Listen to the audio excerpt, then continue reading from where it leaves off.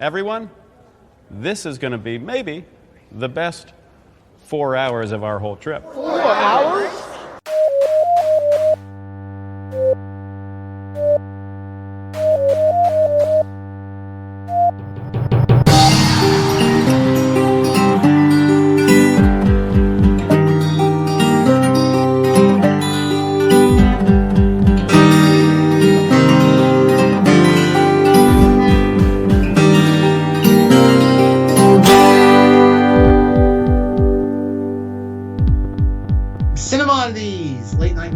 Rob and Zack. This is a podcast about cinematic oddities where we discuss any media that is too bizarre, abnormal, or off-kilter for contemporary audiences.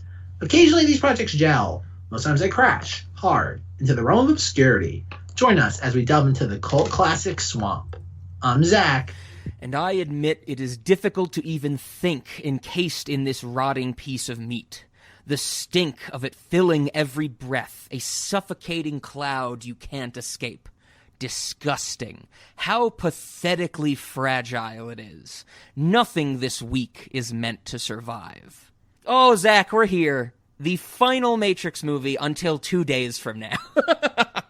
Yes, this is coming out. Distant future of 2 days from now. Exactly. This is the last Matrix movie we'll be discussing, or Matrix material we will be discussing, until our eventual episode on The Matrix Resurrections occurs. It's been good so far, Zack. We've talked a lot about the Wachowskis, the Matrix movies. I think this is great, but get ready for this one. It's going to be a doozy. I think Zack knows how much stuff I have ready to talk about in this episode. Our audience might not be fully prepared for it, though. We got segments from the Animatrix. We got the actual third movie, The Matrix Revolutions. I watched about an hour and 15 minutes of cutscenes from the video game The Path of Neo, and then I spent a long time diving into the mythology and lore of the Matrix Online, and we're going to get to all of this.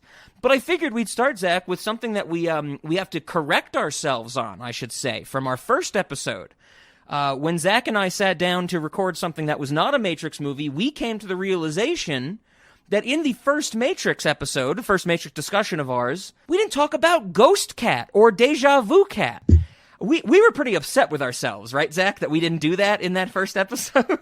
Oh, God. We missed a perfect opportunity to insert some Ghost Cat. Yes. So we had to bring that up here. We need to talk about, Ghost Cat. And the good thing is that Ghost Cat / Deja Vu Cat shows up at the end of this third movie. So we'll be able to get it in. We didn't miss it, miss the boat completely.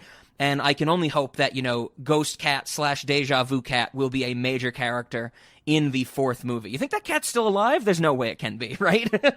Is it a simulation? That's the real question. Or, Zack, to set up where we're going to go in this episode, is it a simulacrum? Oh, Jesus. So, I guess the other thing I wanted to mention at the start of this, which you've thrown a wrench now into, Zack, based on our pre-recording discussion, I was going to come out definitively and say, let's just call this the Wachowskis series, because next week we're going to be, talking about Jupiter Ascending, but now that might not be the fucking case anymore. If next week really is The Matrix 4, then this is just the Matrix series. So I guess what I'm saying is we won't know what this is until we record the last episode for it. You know what I mean?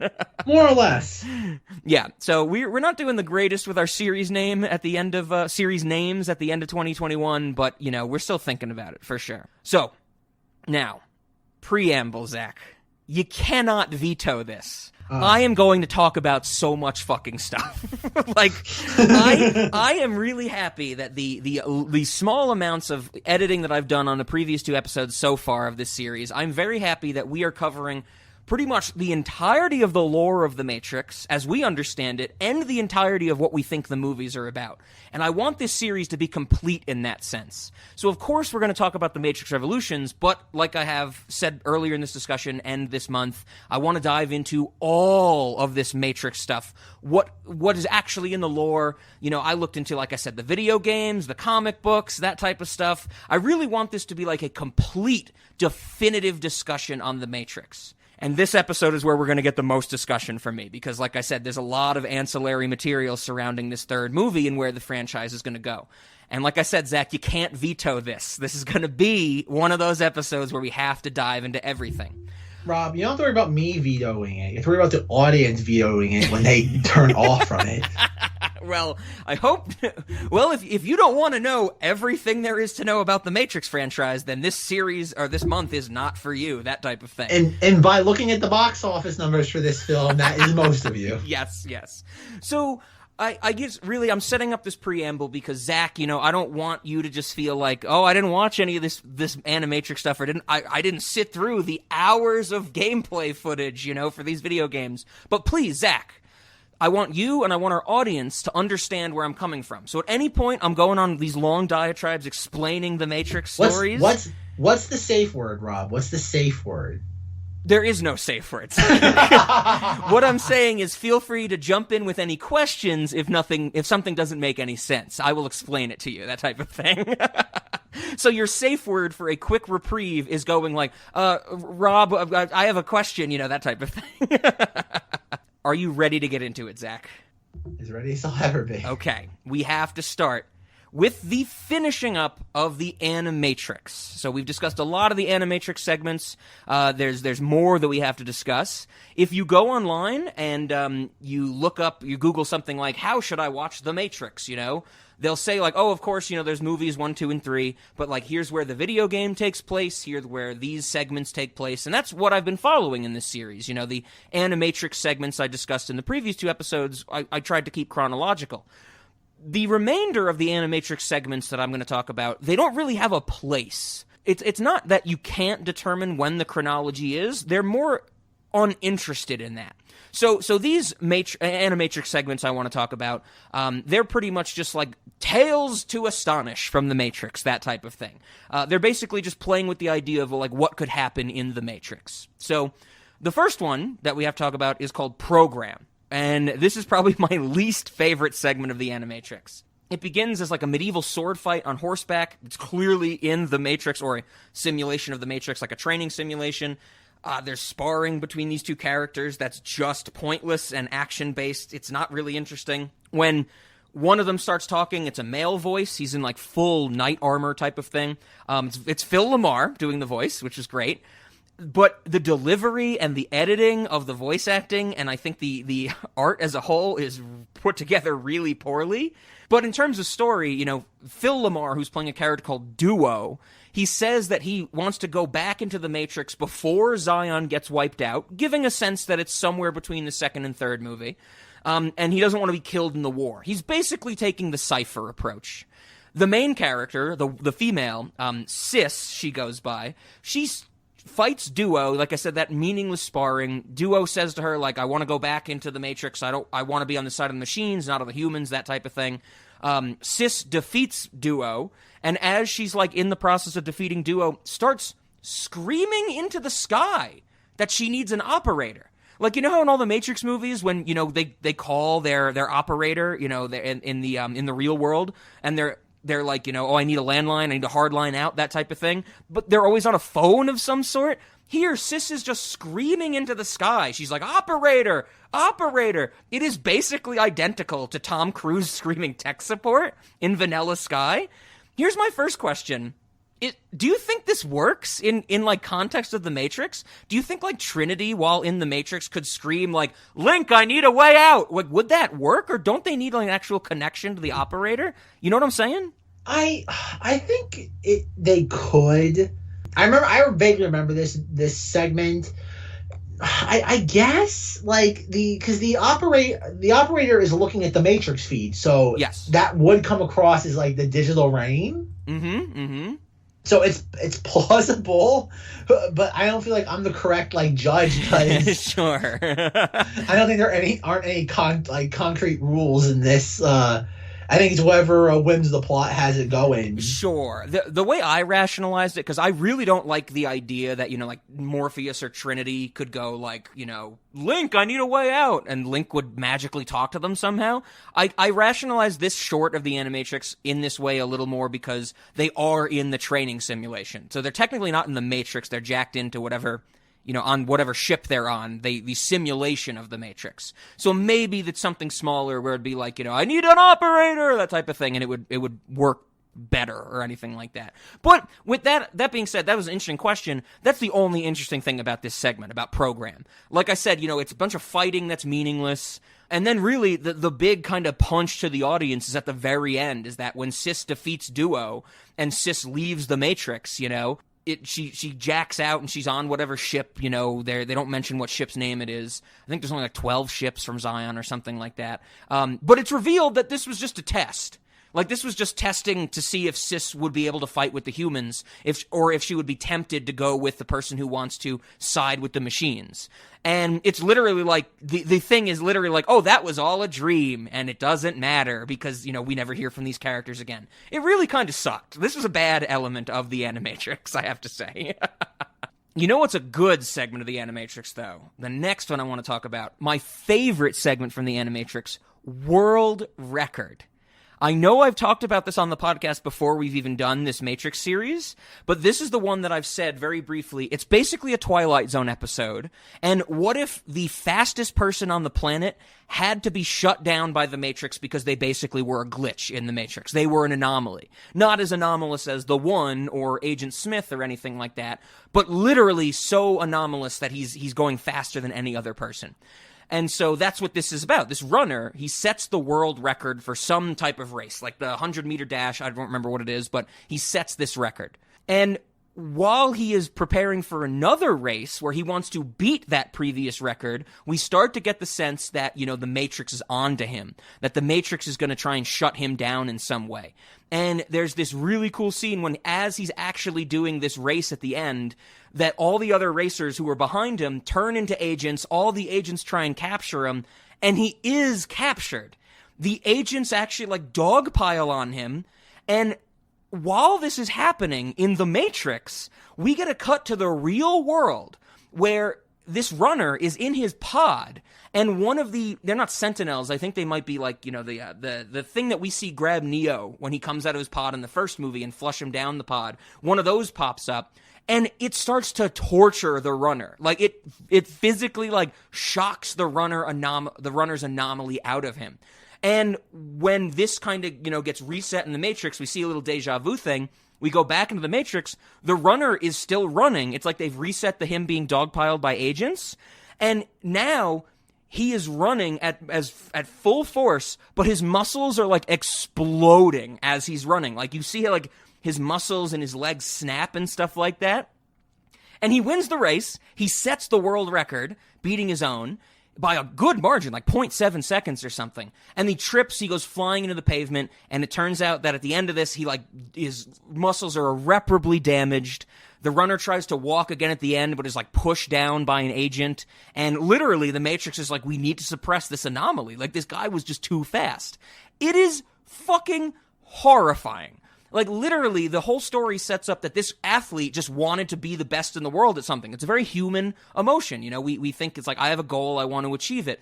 And the Matrix hammers him down, not only by stopping him in the Matrix, but by torturing him in the real world to influence how he interacts with the Matrix, and basically making him a vegetable. It is so scary. It is so interesting to think about. World Record's a great segment. I would totally recommend everybody check that out. It's a great, tale from the Matrix. Now, like I said, Zach, I know I've mentioned this one before. Is this one you remember from the Animatrix at all? I'm not entirely... I'm trying to think. I'm not entirely sure. Okay. It's like I said, it's very much like Twilight Zone. Just here's a tale. What would happen in the Matrix? That type of thing. Mm-hmm. And I wish we had more of those, to be honest. I wish we had more just what can we play around with the Matrix to make it a more fully fleshed out story. World Record is great, though. It's scary. It's everything I want, but it is that standalone tale. One of the tales from the Animatrix that is not as standalone is what the internet seems to consistently think is the best segment. It's called Matriculated. So I think this is also the longest segment. It might be second longest to the Second Renaissance, which is the story of the Matrix and the machines and all that stuff. So Matriculated starts with a woman on the surface of Earth, something we haven't seen in the movies. We're always basically on the underground, the machine lines, the program lines, the city of Zion, that type of stuff. But this one starts on the surface of Earth. And when two machines come and start chasing this woman, she, chases them or leads them on a chase, or seems to be running from them. But it turns out that she was leading them into a trap. And this segment follows a group of humans, maybe 8 of them or something, and they basically live on the surface of the earth trying to capture machines so they can hopefully convert them into wanting peace between humans and machines. So the idea is that these humans capture these sentinels or runners or there's another type of machine that they throw in here. They capture them. They basically jack the machines into their own version of the Matrix. Like, it is a very, very human depiction of the Matrix. You know how in the Matrix, every time we go into it, we get the digital rain. Everything's rectangular. Everything, has corners. It's very machine-like and sharp. When they go into this different Matrix that the humans have created, it's all orange, like the code of the real world from Matrix Revolutions. Everything's smoothed out. They really have created this new type of simulation for the human condition. So they jack the machines in with them into this thing, and they basically perform Inception on the machines. So they basically put the machines into this kind of hallucination that removes their machine-like exoskeletons, make them think they are more humanoid, and then puts them in a situation where they are belittled and saved by a human. So it really is the idea of Inception. Like, let's put them into this notion or this situation where they're going to be, hurt, and they need help from a human to hopefully make them see the goodness in humans, that they shouldn't just be killed. This entire segment of Matriculated, this whole hallucination that a sentinel has, it's the weirdest thing. It is so off-the-wall abstract. There's major Twin Peaks, Black Lodge or Red Room vibes. Literally, you know how in Twin Peaks The Return, when people get sent back to the Red Room, their head, busts open and, a golden ball comes out? That happens at a certain moment in this segment of the Animatrix. It is so similar to, David Lynch stuff. It's awesome. But this conversion gets interrupted when other machines start to attack the headquarters of this human base. So the conversion kind of gets cut off right as it's about to work. That's going to come up a little later. But then when the machines attack these humans, the machines the humans activate other machines they've already converted. So we get some machine-on-machine action. But it's basically like a Pyrrhic victory where all of the bad machines get killed, but in the process they kill all of the humans, and there's only one machine left, and it's the one that they were trying to convert for the previous time of the segment. Right before the woman that we saw at the start, right before she dies, the machine that we've been following jacks the machine and the woman back into this human matrix, and the machine is it basically tries to say I love you to the human. The conversion has worked as the reveal, and the machine goes back into this human matrix and says to this woman I love you now, like we can live together in harmony, and the woman rejects him before she dies.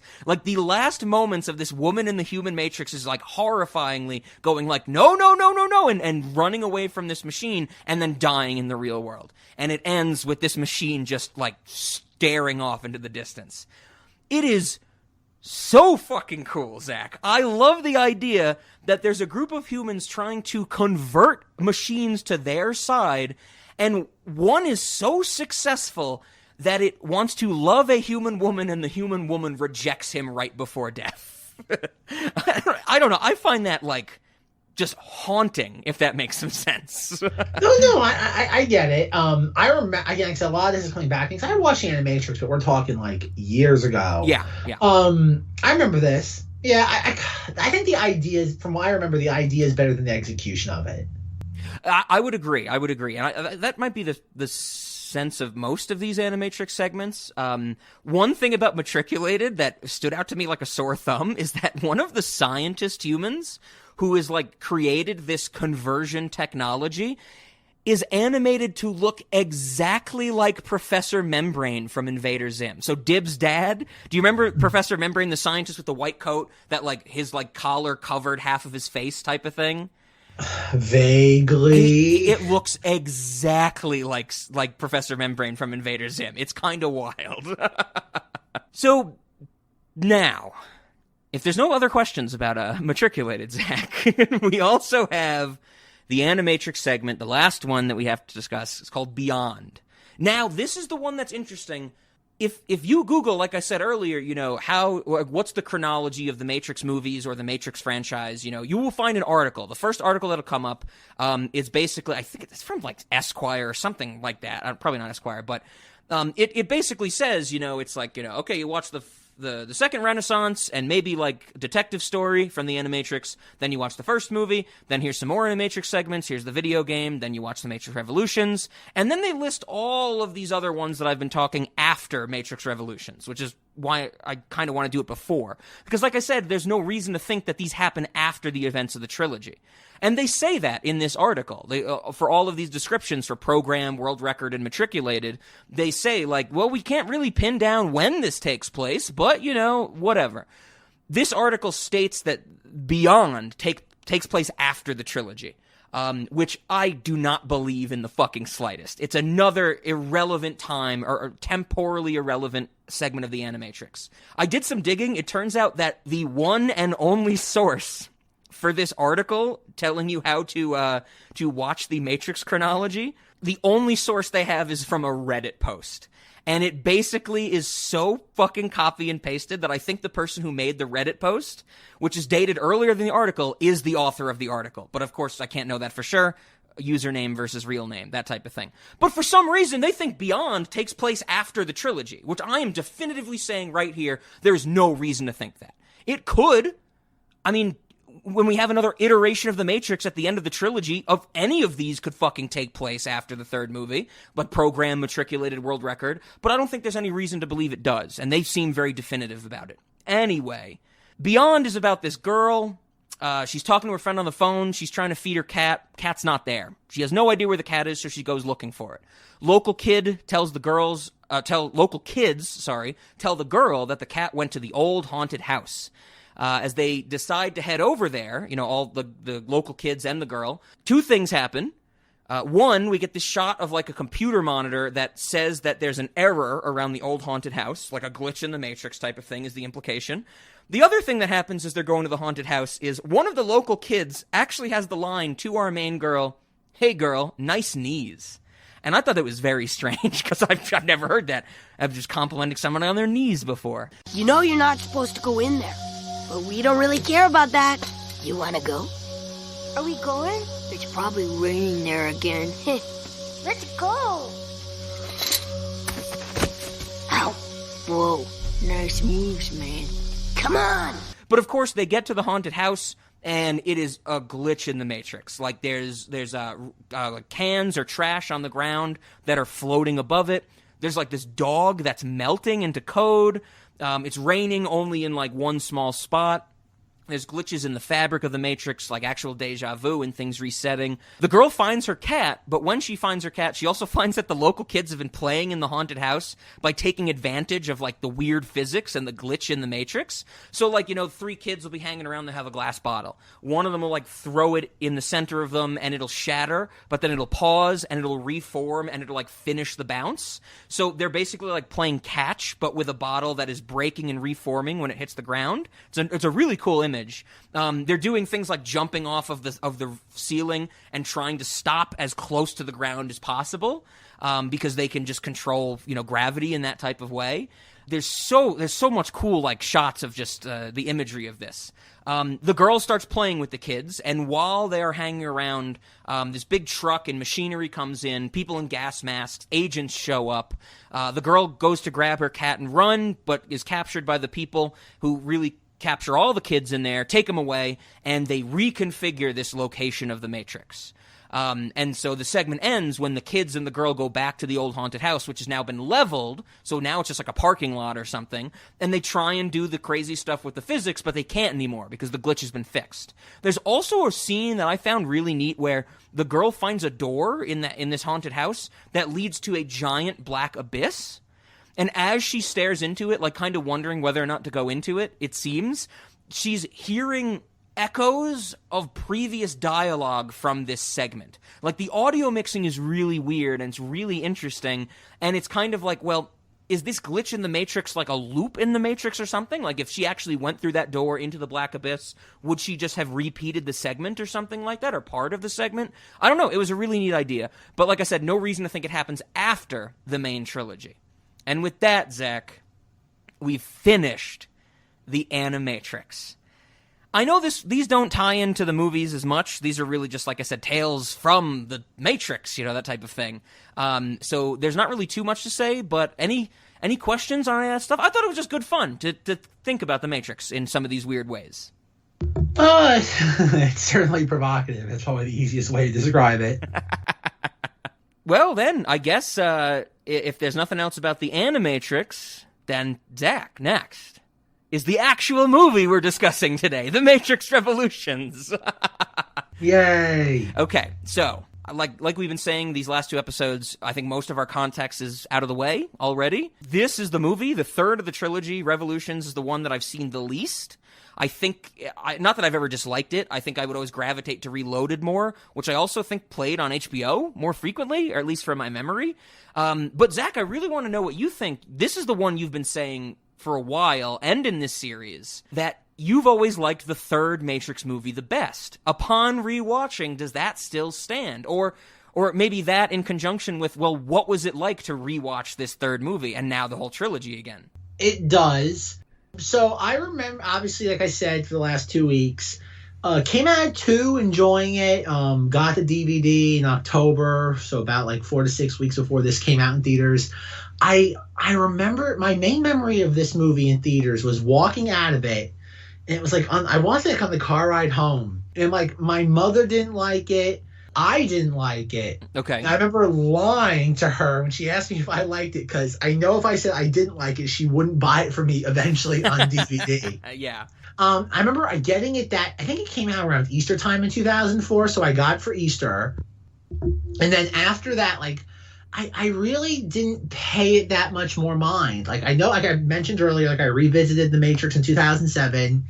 And then it was around 2010 where like I really got into Revolutions, to the point where like I have the back when we still had like video rental stores, I have like the Matrix Revolution poster. Like, it was basically the DVD art where it's like the 4 quadrants with the title. I think it's Trinity and Morpheus, Neo, Smith, and then you have Mifune on the APC. And I got that, and I enjoy. Like I said, that's when I really started to get into Revolutions. Jesus. And then in 2017, like I rewatched it again, and I'm like, yeah, this is neat. And it's kind of been, like the butt of like many jokes if you listen to the Star Wars podcast, where it's like, oh, Zach's favorite film is Revolutions. I kind of forgot like the pacing of this movie in the last, I'd say, 4 years. Okay. Because, like really, you don't get any action until like the hour mark. Like, it's not until halfway through that you get like the attack on Zion. Yep. And that's been pretty much building since the very, very beginning of Reloaded. So talk about like 3.5 hours of buildup. Well, we do get the Club Hell fight scene with the fallen angels. Yeah, but we've seen that before. Like, that's the thing. Like, I get why people were disillusioned with The Matrix after watching this, because it does feel, you have to be really invested in these movies to appreciate the third one. And I think that's the problem. I think at a superficial level, the third one is just like, the second one is underwhelming, the third one's just nonsense. If you're not engaged with what they're getting at. Yes, yeah, that I was about to say. Like, it really is. I think these movies, Reloaded and now Revolutions, I think these movies are basically impenetrable if you are not doing the research with them as well, Oh, definitely, 100%. Because there's even a moment, like, there was stuff that I had to remind myself of, where, when the gang, I guess, Trinity, Morpheus, and Seraph, when they go to Club Hell to encounter the Merovingian, like, Seraph walks up first, and one of the guards says, "Holy shit, it's wingless." And it's like, I was like, oh god, what did that mean? And it's like, oh yes, Seraph is like an agent from the first Paradise Matrix that worked with Merovingian after he got exiled, but left the Merovingian to take care of the new Oracle, because the Merovingian was somewhat of the Oracle from the Hell Matrix and things like that. And I'm just like, oh god, this is so cool. But nobody's gonna get what's going on if they don't know about that stuff. Oh no, it's layered and dense. Yes. And I think, and that's what turned people off. Like, the Wachowskis just figured everybody was as born on, like, with this film and this not just film, but the entire series as they were. Yeah, and I talk think about taking the wrong lessons from why people like exactly. Yeah, that's what I was about to say. I think the like we talked about in the first movie, everybody came out going, "Wow, that was so cool! I love the way that movie looked." And the Wachowskis were like, so you got the dense lore we created? Let's go harder with that. And boy, did that fall apart. Oh yeah, because this movie starts with Neo in limbo. I just love that fact, man. That it's like, what's going to happen? Neo just used real-world powers. Whoa, man, everything's coming together. Second movie ends with the Bane reveal. Everybody goes, what the fuck was that, But, okay, is there another movie coming? And then the movie starts with, how Neo going, how can you feel love? It's a human emotion. No, it's a word. We just know what that word makes us feel, type of thing. And it's like, wow, and nobody saw this coming. As the movie began, I kept thinking like, oh man, they cut the second film like where to like end it so incorrectly. Like, so what that second film should have ended with, you have like the pan from Neo to Bane. And then you cut to, like, Neo in the train station, and that's it. Like, you see him wake up in the train station, and then it's, like, smash cut to be concluded. Yeah, definitely. I mean, not that would have cleared up, I think, for most audiences why Neo is in limbo, or Mobile Avenue, as it's called. Did you get that mobile is an anagram of limbo? Because I didn't get that, Zach, until I read 24 IMDb trivia facts. Some in the spoiler section, some not in the spoiler section. But yeah, I think you're totally right. Set it up as like Neo just did Matrix powers in the real world. The whole Bane thing happens. People go, who the fuck is that character? And then it cuts to Neo waking up in somewhere completely new. That's a much better cliffhanger than the Bane thing. I'm with you. Yeah, and that's, like I said, it's cut weirdly. Even how this movie starts is just very, like, jarring how it's edited. Because, like, the whole point of having a climax at the end of your second film is for the third film to kind of pick up, like, where you left off. I'm not saying you pick up exactly where, like, okay, like, wham, bam, slam. But you do need that kind of, like, intrigue to kind of just pace it out. Like, again, famous example of a character disappearing at the end of a second film only to be rescued at the beginning of a third. Empire Strikes Back into Return of the Jedi. You have that, like, 30 minutes of Jabba's palace. And you can tell that's kind of what they were going for here. The Merovingian being like a kind of like a twist on the idea of, like, a gangster that has a protagonist captured against their will. Yes. But that's the thing, though. Like, you have this entire thing with, like, Seraph, and then, like, Trinity and Morpheus with the Oracle. The Oracle doesn't look like the Oracle. Yep, we talked about that a little bit last week from the Enter the Matrix stuff. Why she doesn't look that like. Why she doesn't look like Gloria Foster anymore. Sure, but, like, it's brought up, and you have that, and you have the whole thing about them going to the Merovingian. You have the action sequence, like, at the gun check lobby, which is very, very reminiscent of the sequence from the first film. Yep, the lobby scene, yeah. Another lobby gun sequence. And, it's cool to watch, like, the bad guy henchman, like jump up on the ceiling and fight upside down. That's a neat, like, twist on it. It still feels like been there, done that. Sure. Technically, yes. I think, from exactly what you said, it gave me the same feelings of the lobby scene from the first one. It is kind of really cool, though. I think when you watch it, you go, wow, okay, these henchmen can fly, basically. Like, there's this great comical shot of one of them, like, flying horizontally from, like, a post to a post and just getting shot by Trinity or something, because he just flies right in front of her or something like that. It's pretty funny. But the Wachowskis are seeing it, we're not fighting the SWAT people anymore. Now we're fighting the Merovingians' henchmen, who are from the early iterations of the Matrix. And why can they fly? Why can they go up on the ceiling? Because they're fallen angels, that they're supposed to be angels from the first Paradise Matrix, like, exiled and recontextualized by the Merovingian for his own purposes. And the Wachowskis are probably like, yeah, this is different, this is crazy, everybody's gonna get it. But like I said before, the only hint of this is one of the guards says to Seraph, oh shit, it's wingless. And it's just like, should I care about that as an audience member? Like, I honestly don't know what they thought, like, people watching this in 2003 were how they were going to react to this. Not at all. So, at the beginning of this movie, I'm glad you mentioned it, the Jabba's Palace thing. It's clearly an analog of the Jabba's Palace, let's go save Han Solo, but now we gotta save Neo, and that type of thing. Do you have an explanation? Not can you, I should say, because it's very difficult to give this, but do you have an explanation as to why Neo is in the train station at the start of the third movie? Do you think that's efficiently explained by either the end of the second or the beginning of the third movie? That might be the better way to say it. Oh God.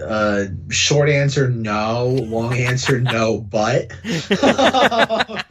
No, not at all. Like, again, you have to be steeped in this. They do kind of explain it under the lens of, oh, it's the world between worlds. It's the bridge. Like, it's explained, but solely as like a very mundane exposition dump. Oh yeah, mundane and difficult, I guess you would say, you know, because I guess I wanted to bring this up because, like I said at the start of this, like Revolutions is the one I've seen the least.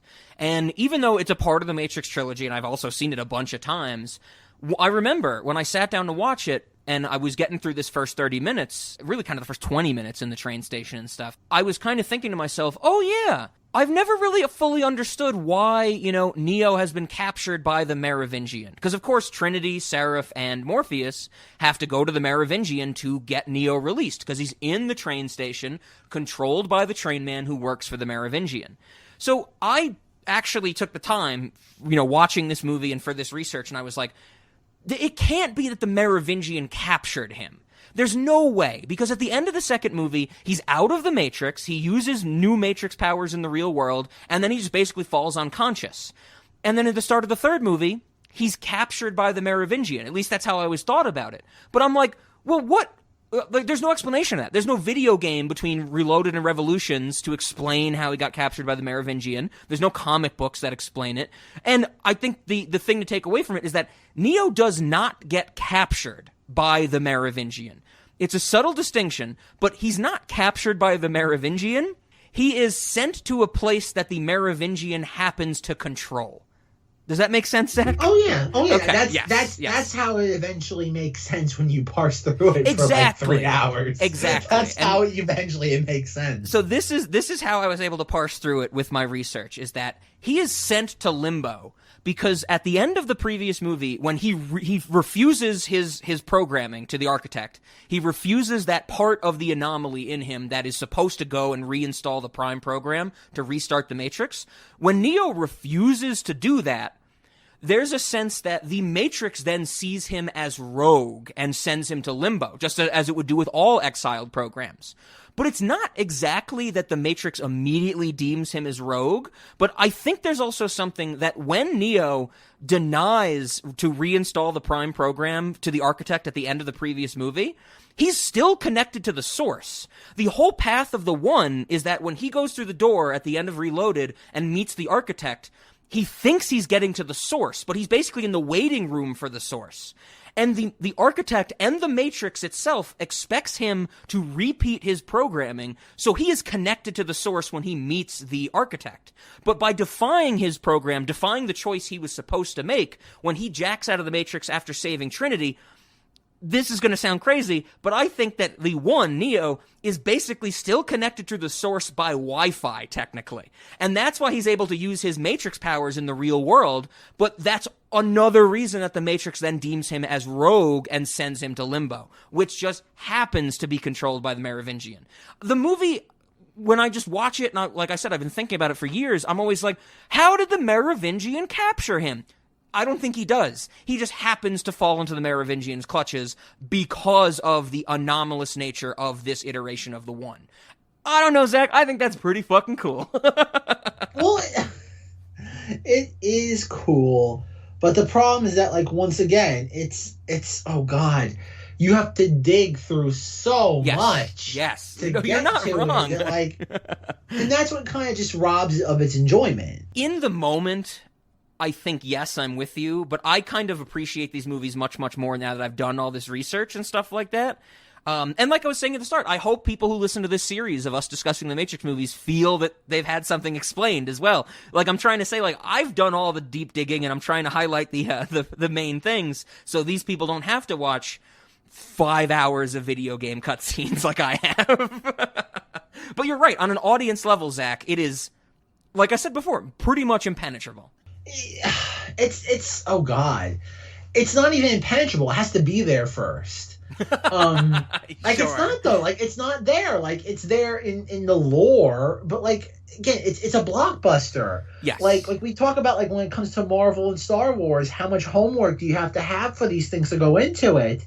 The problem is that like there was nothing like this there. Like in November of 2003, walking out of this, if you were intrigued by what happened, there was like outside of some message boards, there wasn't anything to really Yeah. like look at. You really had to take years upon years of just like interviews, just more stuff expanding the lore to come out for people to get it. Yes, absolutely. And maybe you're right there that it's not in the sense that you're right. When I say that this movie is like impenetrable, I usually use that for things like, Under the Silver Lake, I think is impenetrable. Or Eraserhead might be impenetrable, where it's kind of impenetrable. I guess what I mean is that if you focus in enough and spend enough time thinking about the movie, you might be able to crack it.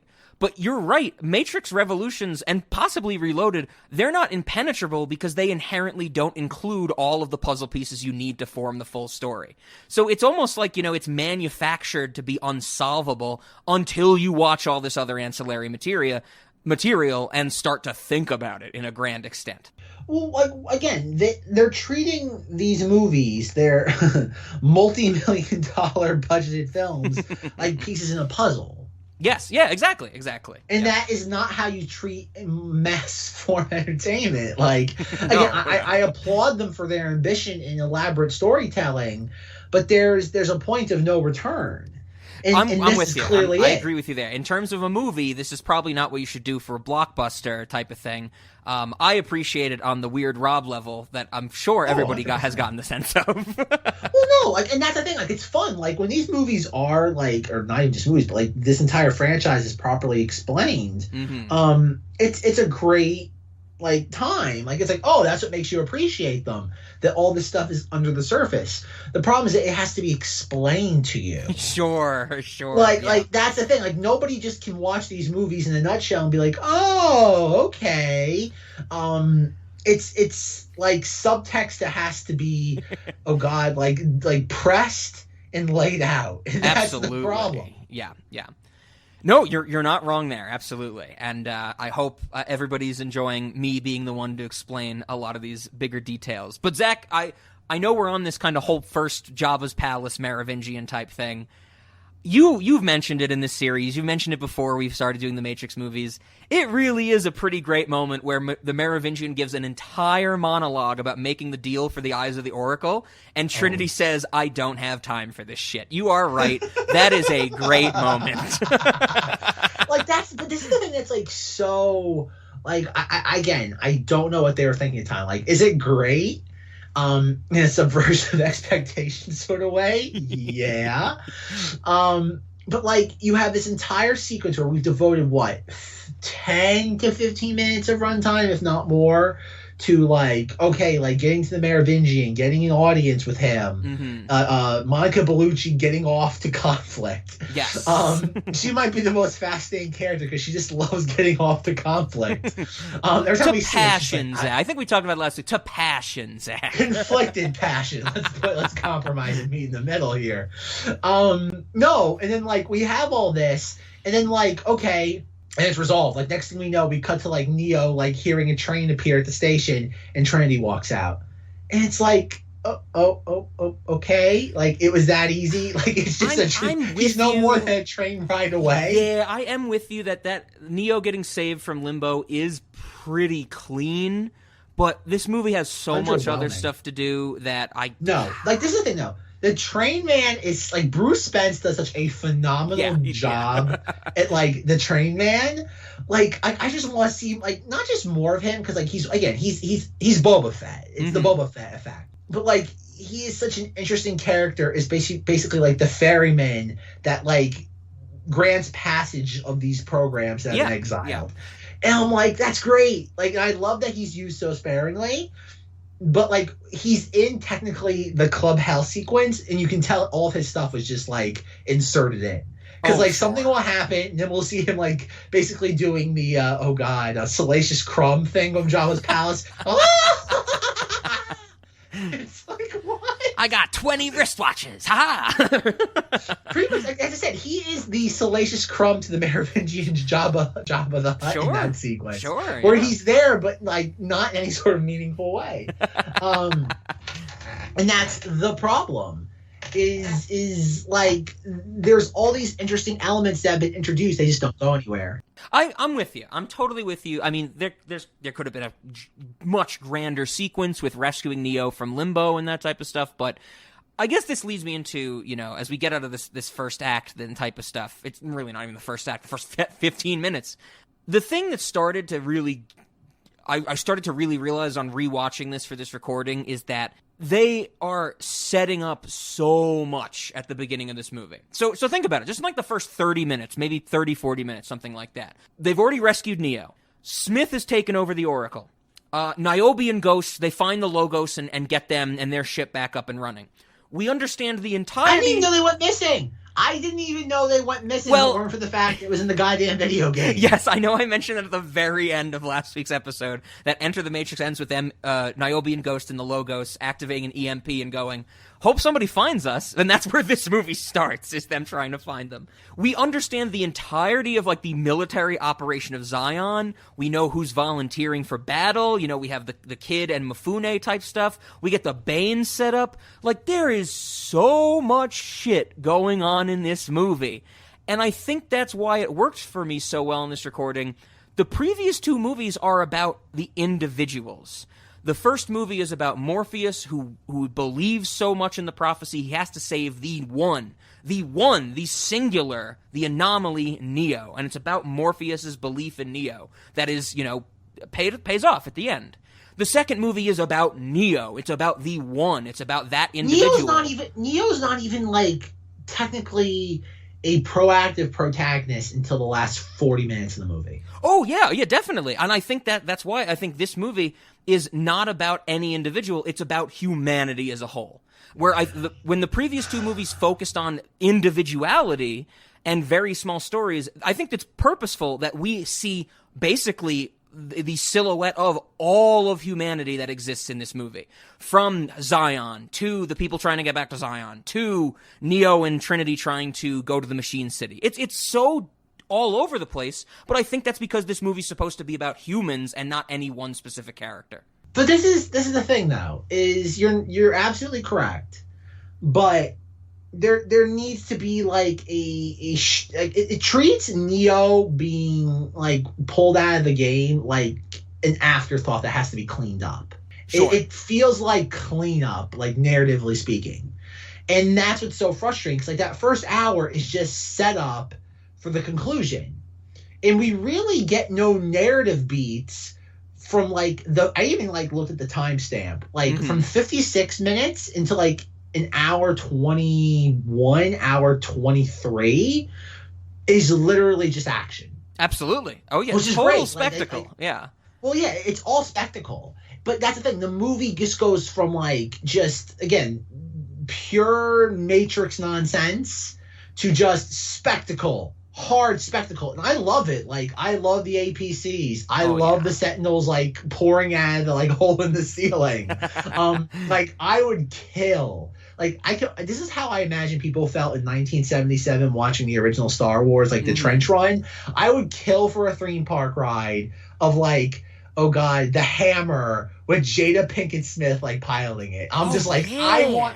I want to feel that so badly right now. Just like all these like as soon as she like takes off with it and we see her like do all this stuff and we cut to, I forget what the captain's name of that ship. I forget his name. Roland, yes, thank you. I didn't know this ship could fly like that or move like that. Yeah, I know. Like she does like these almost like, oh god, like swimmer's dives movements with it, and you have like the entire time like Morpheus is her co-pilot, and she's like come on, stay on point with this, and like he's like I'm trying, like that part, and it's fun. Take it down to 4 pads, all power on the left side. Oh, all the flips and shit. I'm so into that stuff. Yeah. Oh, it's great. That's the part where I'm like, this is fun. Like, this is where it feels like the movie is like, and like I said, not to say that like I like mindless action, but like this is the sort of stuff that I think people wanted. Mm-hmm. I think that's what they want from that second movie of like, okay, all hell is going to break loose. Yes. And the problem is that, God, the entire second movie in the first hour of Revolutions is set up for about 30 minutes of action. Well, I mean, I that's where I don't know if I agree completely. I mean, well, I guess just to clarify, I see the first 2 movies as set up for these 2 parallel tracks. 1, the War for Zion, and 2, Neo facing down Smith, basically, or the machines. But this is the thing though. Like this is where I can't believe I'm going to give credit for this. Okay. But like I keep thinking of Infinity War and Endgame when it comes to like dealing with a 2-part like story like this. Because they do similar things, whereas like in Infinity War you have the fight with Thanos in the last 30-45 minutes of the movie. Yep. And then in this, you have the Agent Smith fight in Reloaded that takes place, in the first hour or so? Yeah, very early on. Yep. And that's the problem, is that the problem is the movie is hitting you with too much stuff all at once, so it doesn't have the impact it does. Because you look at like when we first see Smith in Reloaded, it's the playground fight. Yes, or we're yes, call that's it, what. like, what would you call that? The courtyard fight. Yeah, it's the that's when we first see Smith, but he does have the lines when he drops off the earpiece at the beginning of Reloaded. But you're right, the Burly Brawl in the playground after the Oracle scene is exactly the first time we see him, I think. But this is the problem. It's like, imagine if you had that moment. Like, this is where I can't believe I'm giving it credit. Like, it pains me to say this, but you look at Infinity War. And Infinity War begins with like, okay, Thanos is this threat that was able to not just dispatch Thor, but Idris Elba and the Hulk. Yes. All in the first 5 minutes. And it's like, okay, this is somebody that has taken down the 2 most powerful characters in this universe without much energy. And he's accumulating more of it throughout the film. So by the time you get to him in the last 15 minutes, it's like, oh God, who can stop him and at what cost? Sure. Whereas we get the Agent Smith Burly Brawl fight within the first hour, and then Smith is pretty much a non-entity as a antagonist for the rest of the film. Sure, he's like the lurking threat in the second movie after that fight. But that's the problem. The movie, like the second movie, does not set up enough of the conflict of just like what Smith's role is at the end of the third film. Because if you don't know what's happening, like you don't know Smith is a virus. Like, you know he's able to assimilate things, but you just don't know how extensive that is. I get where you're coming from, but we don't know how extensive it is until after he's been defeated. Well, sure. Really, yeah, the end of that of Revolutions. So I get what you're saying, Zach, but it's like I didn't feel that way on this rewatch because I was so deep into every line. Like, we talked about 2 weeks ago, I love the setup from Agent Smith when he's talking to Morpheus at the end of the first movie, where he's like, I've been infected by humanity. I don't really know what that means, but I feel infected by your virus of humanity. And that's what he becomes in the second movie. Well, he does, but, like, we just don't know what sort of, like, okay, this is the whole thing, that, like, do we know? Okay, as you're watching, again, this is what I'm doing. I'm putting myself in the shoes of somebody watching this in November of 2003. Sure. That's how I am looking at this. As somebody who's watching this in November 2003, it's like, why is Neo going to the Machine City? Why? Like, why? Well, why is he going to the Machine City? And I'm looking at this as somebody who I'm looking at, not just, like, I was a kid, obviously, I was 11 years old when I saw this. But, like, I'm looking at this and I'm just like, why? Why is he going to Machine City? Like, it hasn't been established. Like, oh, he just has to go there. And it's not just simply like, oh, it's not addressed. Like, both Niobe and Roland constantly are asking him why he is doing this. Yeah. And we just get, because I have to. And I'm like, okay, that's cute. Like, that's cute. But, like, no. Not that you have to, like, lay out why specifically. Like, oh, I have to go there so I can defeat Smith because he is the enemy of my enemy. And that will end the war. Like, no, I don't want it laid out in those simple of terms. Sure. It's not just simply as, like, I have to stop Purple Man because he has glowy dish glove. Mm-hmm. I don't want that. it's the idea of you have to sit there, just give the audience enough to coast on. And it doesn't do that. Like, things are just happening because the script tells us to. It's like, oh, Yes. why are Niobe and company racing towards Zion? Because the script tells them they have to go there. And it's like, why are they going there? And it's like, oh, like, we have to, like, we saved the doc. And you have, what's his name? I forget what his name is, Martian Manhunter. And he's like... Commander Locke, played by Harry Lennox, yes. Yes, Martian Manhunter. He's like, you could save the doc. You just gave it to them on a silver platter. And it's like, literally, like, 15 minutes ago, your little, like, first lieutenant said, we've lost the doc. I'm like, why are we having this conversation? It's like nothing makes sense. Like, clearly Niobe would have known by, like, blowing through the gate. Like, you are literally, like, ripping open a hole for the Sentinels to come through. At least before you had them bottlenecked. There's a lot of stuff that's just happening because they felt compelled. Like, it just felt like it had to happen. Like, this film is very, like, at times feels incomprehensible, and at other times it's just extremely rushed. Like, things are just happening because they have to happen at this moment. It's like the Mortal Engine syndrome, where, like, Hugo Weaving is going toward the wall. It's like, wait, why is he going toward a wall? He hates walls. Wait, why is there a wall and why is he hated? All right, we are blowing a hole through the wall. It's What's the name of the wall? Remember, we laughed about that line. Hugo Weaving's like, we have to take down the blank wall. Why can't I remember? Do you remember what it is? I don't know. It's Zion. Let's call it Zion. If it was actually Zion, that would be hilarious. We'll call it Mobile Avenue. How about that? Sure. That's the thing, though, Rob, is that, like, no, like, I appreciate these movies for the gonzo nonsense that they are, but, like, is coherent storytelling, the first two films, I would say all three of the films fail. I think all three of the films, when it comes to coherent storytelling, fail because the first one is deliberately obtuse.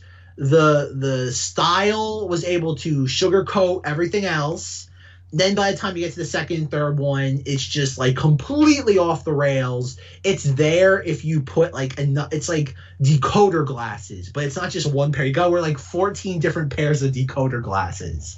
If I may give a quasi anecdote analogy. Back in high school, Rob used to have this joke when it came to, like, oh God, like, this is a Rob. If everybody want to know what Rob was like in high school, this is your perfect example. It was oh God, was it an amps joke? Like, electricity amps joke? Like, Rob wanted to get enough clappers, clap on, clap off. And plug them into each other? Yes. Okay, so he would be able to turn his PS2 on with clappers, but because of the amount of what would it be, Rob? Was it amps? There was something like you'd only attach or equip, because the clapper was a thing you plugged into your wall and then plugged something else into it. Yes. And then when you clap, like, it would, like, the two claps, I think it was 2 for on, if I remember correctly. Whatever. But it was like, that only generated enough to, like, turn on a lamp, you know? Like, you couldn't just plug a clapper into the wall and then plug in a TV. It wouldn't work because of the mini, I guess it would be a transformer in the clap-on thing. So I was like, well, just get a bunch of them. And just make the power to turn on something like Zack said, a PS2 or a computer. And Rob's joke was you'd have to applaud every time you wanted to turn this PS2 on. Yeah, because if you attach them in series, you would have to do the claps for each one to build the power. So you'd have to just sit there and go... and, like, eventually your PlayStation would turn on. But this is... Okay, an anecdote... aside. I forgot about that completely, Zach. I should still try that. I have one clapper, though. I need more. It's the holidays, Rob. They're not hard to come by. God, I bet those are in an end cap at Bed Bath & Beyond for like $1 each, probably $5 each. Yeah, they probably were made the same year these films were made. Yes. But this is the thing, though. It's like, this is what that level of storytelling feels like. It's like you just need so many, like, just things, like, on top of each other in order to get it started. And that's my problem with these movies, is that, like, it's just the barrier to entry is so high. It's not worth it for mass audiences. Like, that's like it's reasons like the Matrix sequels, and I wouldn't even say sequels, the entire franchise. Sure. Is why, like, Marvel got so bland. Like, why Marvel's so popular, because it's so bland. In that, like, it's every single movie is the same. Every movie follows the exact same story beat. And do they build off each other? Yes. But because the barrier to entry is so low. And that's why, again, I never blamed Marvel. Marvel is successful because it's basically a ham and cheese on white bread. Sure. In that, like, anybody can appreciate it except for, like, a handful of people. But that's the thing, though. There's a lot to appreciate in these movies. They just, like, make it so difficult. And that's the thing, is that, like, and then when you do get to those sequences where you can just kind of, like lean back, it's not a lot of fun because you're just kind of, like, just letting it happen. Again, like, from the 56-minute mark to the hour and, like, 22, it's just spectacle. And then we cut back, like, that, like, the action's over. We cut back to Neo and Trinity, and he's doing things that once again are inexplicable. And then we go to the Machine City, and Trinity's dead because the script tells us Trinity has to die, because if she survives this, there's nothing for her to do. She has to die because she has literally run out of gas. Yeah, she would have zero way back from the Machine City if she lived. Yeah. That's the thing. She dies because there's literally she has reached a character dead end. I know what you're saying. I guess I know. This is one of the weirdest things. I agree with everything you said, Zach. From the objective critical standpoint, you're probably right. I would say you're 99% right. The Matrix movies suck as movies. They are so dense. And I want to dive into that a little bit more, but a real quick correction so I don't have to do it in editing. In the Mortal Engines, they are destroying the shield wall of Batmonk Gumpa. So Hugo Weaving says we have to move on the shield wall or whatever it is, you know. Shield wall. I will pull that clip up because I'm sure I saved it. I don't need to go through the movie again. I'm sure I saved it when we discussed. Before you insert the clip, may I ask you a Mortal Engines question? Oh God, Hester Shaw. Hester Shaw. No. Who is the curator of the museum on New London? I can picture him. Are you asking for the actor's name? No, the character's name. Oh, I'm not going to remember the character's name. Oh, God. Isn't his name Chutney Porteroy?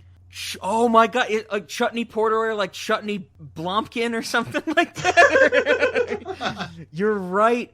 Chudley Pomeroy. Played by Colin Salmon. I didn't know his last name was Salmon. My name is Salmon. Susie Salmon. The world is changing. London must now look beyond municipal Darwinism and move into a new age.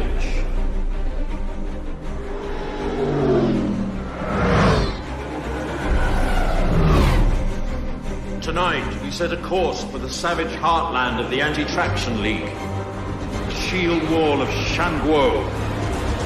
The lands beyond will become our new hunting ground.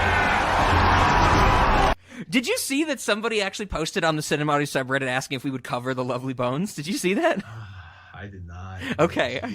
It was kind of weird. I know I responded to, I don't have it pulled up, so excuse me not giving the credit, but somebody posted, it was like this whole fucking essay about The Lovely Bones with the title, the subject of the post being, will Rob and Zack cover the 2009's The Lovely Bones? And I read everything this guy had to say, which is so like time and a place of when he saw it and stuff like that, and what he thought about it. And my response is, I've never seen it, but like Zack just bought it on Blu-ray or something, so maybe?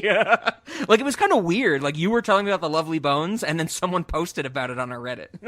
That is an odd movie. It's not weird enough. I don't think we would ever discuss it. It has a goofy ending that I kind of find funny.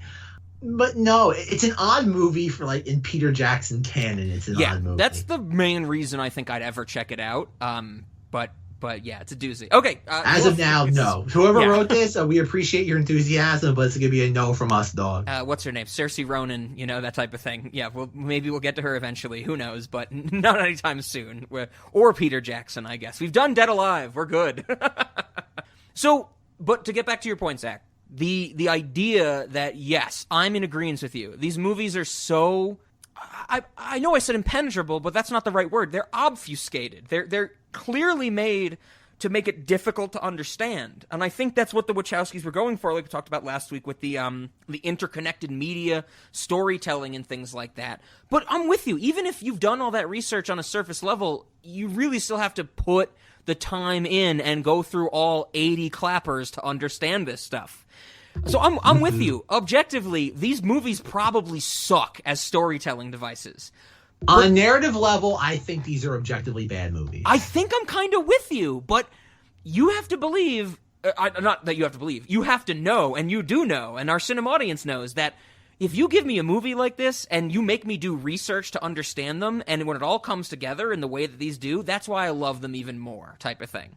But I'm with you, Zach. You're probably right. These movies are probably narratively, objectively horrendous. The first one being the possible exception, right?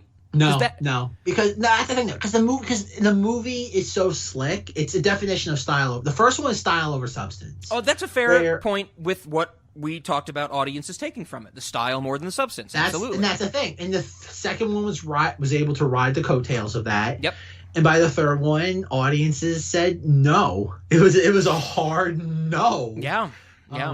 Arguably one of the worst drop-offs from a sequel. Like, I honestly just like practically unheard of to this day. Back in the day, like, it was, I would imagine, shocking to everybody involved. That was the third one, especially, God, 6 months later, was that thoroughly rejected by everybody. Yes. So this was, I'm glad you mentioned that, the sequel, or Reloaded versus this one, the 6-month time difference between them. Did you read that was not the original plan, that they were originally supposed to be like only a month and a half apart, or maybe even less, but the 6 month came because of the feedback from the sequel? I never heard that. Oh, okay. So I found that in some of my research, that it was supposed to be a lot closer than it actually was. I don't think that there's too much stuff in this third movie that made me think like, oh, they were taking into account feedback. But one thing, it takes them 18 minutes to call the Merovingian the Merovingian. They call him the Frenchman for the first 8. It literally, I think it's like the 17-minute mark when the first time we hear the word Merovingian is from the train man who says it to Neo. But all that stuff with Raman Kandra and Sati in the train station in Mobile Avenue, he keeps calling him the Frenchman. I was like, this had to be a note. Like, nobody wanted to say Merovingian, so we're calling him the Frenchman instead. I don't know. Does that make sense? Yeah, like, no, Merovingian is like one of those things where it's just that, like, it's delightfully goofy. Yeah. But once again, like, Frenchman's just like straight to the point. Like, that's what he should, like, if it weren't for the train man, I would have no problem with being called the Frenchman. Everybody's just the blank man, the French man, the train man. But yeah, I mean, okay, so I have a lot about this third movie, the themes of it, that type of thing. I guess one thing that you mentioned, Zach, in your in what you've been talking about, I'm glad you said it, because I wrote it down as well. You said, specifically, if I remember correctly, you said that, we leave Neo at the 56-minute mark, and for about a solid 30 minutes, we are gone from Neo and Trinity, and we are just looking at the war for Zion, and, the hammer, Niobe and Morpheus getting back in the hammer. I am so glad you looked at the timestamp, Zach, because the 56-minute mark is exactly when Neo gets blinded, and then we don't see him for 30 fucking minutes. Yeah. Which I kind of love, but I wanted to pick your brain, because you said you saw this in the theaters back in the day. As a fan of these movies, and maybe you could also give us some enlightenment on, like, maybe the audience reaction. I've always thought that our main hero being blinded halfway through the movie is a major fuck you to the audience that I kind of love the audacity of. I don't know. Well, funny. It's funny you mention that, because in the blank check discussion for Revolutions, I figured this would come up. I did not listen to this one. I listened to some of Reloaded, like I mentioned last week. I did not do any blank check research. This is all you, Zach. Enlighten us. This is the thing. They mentioned that because they were very cold on Revolutions relative to Reloaded. Okay. And the thing is that, like, this is a very mean movie. That was their thing to the characters. Like, it's a very mean movie. Like, it's very nihilistic, which is almost the antithesis to what I think the Wachowskis are going for. Yeah, this is the most hopeful movie at the end of it. The last scene with Sati, the Oracle, and the Architect is like the most optimistic thing ever. Yeah, no, this is a very mean movie to, I'd say, almost everybody involved except for like Morpheus and Niobe. Yeah, Morpheus.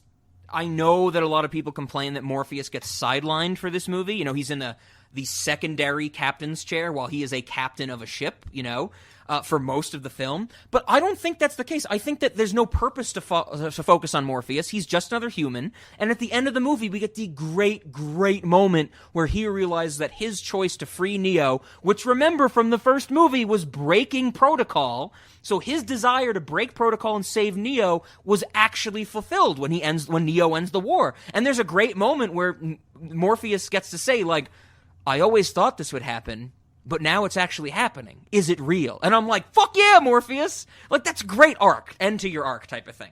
It is, but the problem is that, like, he's like, by the end of 2, and when Neo's telling him, like, it was all a farce, it was all part of their plan. Yes. He's like, I don't believe it. Then we have one, like, minute-long sequence of him with the Oracle, where really nothing is resolved. It just kind of just sits there, like kind of just simmering. Well, I think that has a big notion of the theme of the movie being cooperation and pronouns. We'll get to that later, though. Please continue, Zach. Well, no, like, the whole point of the movie, like, it's very, very cryptic at the end with the Oracle and the Architect, is that, like, did you know this was going to happen? And it's like, no, but I believe. But I believed, absolutely. Yep. And that's the thing where it's like, and like, that's not what you want from the ending of, like, the Matrix trilogy, where, like, a bunch of characters are sitting on a park bench being like, did you know this was gonna happen? No, not really. Oh, I know what you're saying, Zach, but it's the best possible ending for these movies. I don't know if I like it, but I enjoy it enough. No, like, I enjoy this on every level. Like, now that, like, I've had nearly 20 years to kind of just sit on it. Yeah, sure. And I've gone through kind of, like, all the phases of depression regarding these films. No, I think the ending's great. Like, I love, like, we haven't even talked about, like, the Oracle, like, the Smith thing with the Oracle and Sadi and Seraph. Smith at the end with his thing with, like, after he fights Neo and they're, like, in the little, like, street crater. Yep. No, like, I enjoy all this, but I don't enjoy it because it's objectively good. I enjoy it because, like, there's such a level of, like, unintentional, like, goofiness. Yes. That rides the line between brilliance and camp. And that's what it is. And that's why, like, again, like, I think about Revolutions. God damn it, Resurrections. I keep screwing up these titles. Because they all start with R. Didn't we talk about 2 weeks ago? It's going to be called Relusions? Illusions with an R in front of it or something. The problem is that, like, Reloaded sounds different enough. Like, the syllables are enough removed from Revolutions and Resurrections. Oh, sure. That I'm able to kind of, like parse that one aside. Do you think it's the syllables? Or do you think it's the beginning? You think it's the re in Reloaded versus but, like, the Revolutions, in Resurrections, like, the same level, same number of syllables, and they sound similar. Revolutions. Yeah, okay, you're right. Yeah. I guess that's the rise of Skywalker. Yeah, okay. That's the thing that scares me about Resurrections, though, is the idea of, like, okay, Lily is not there. This is the first time we've ever had a Wachowski work on, like, something of this scale. And I saw an interview with Lana, and Lana's like I lost both my parents. I was in a deep place of grief, and this was my way of healing, was going back to these characters that I held so dear to my heart. And then, like, it's like, oh God.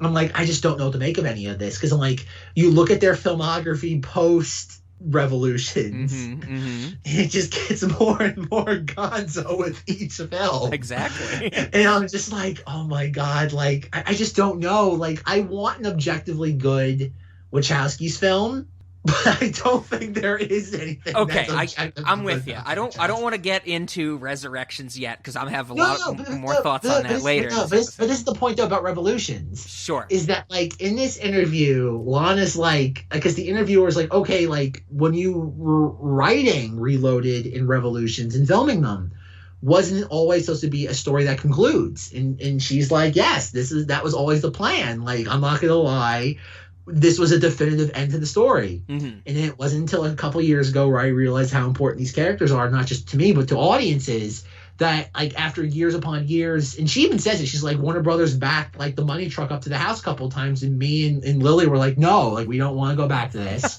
That like it was like because of a place of grief that I decided to go back to these like characters and world. I think I read I think some of the transcript from that same interview, if I'm remembering it correctly.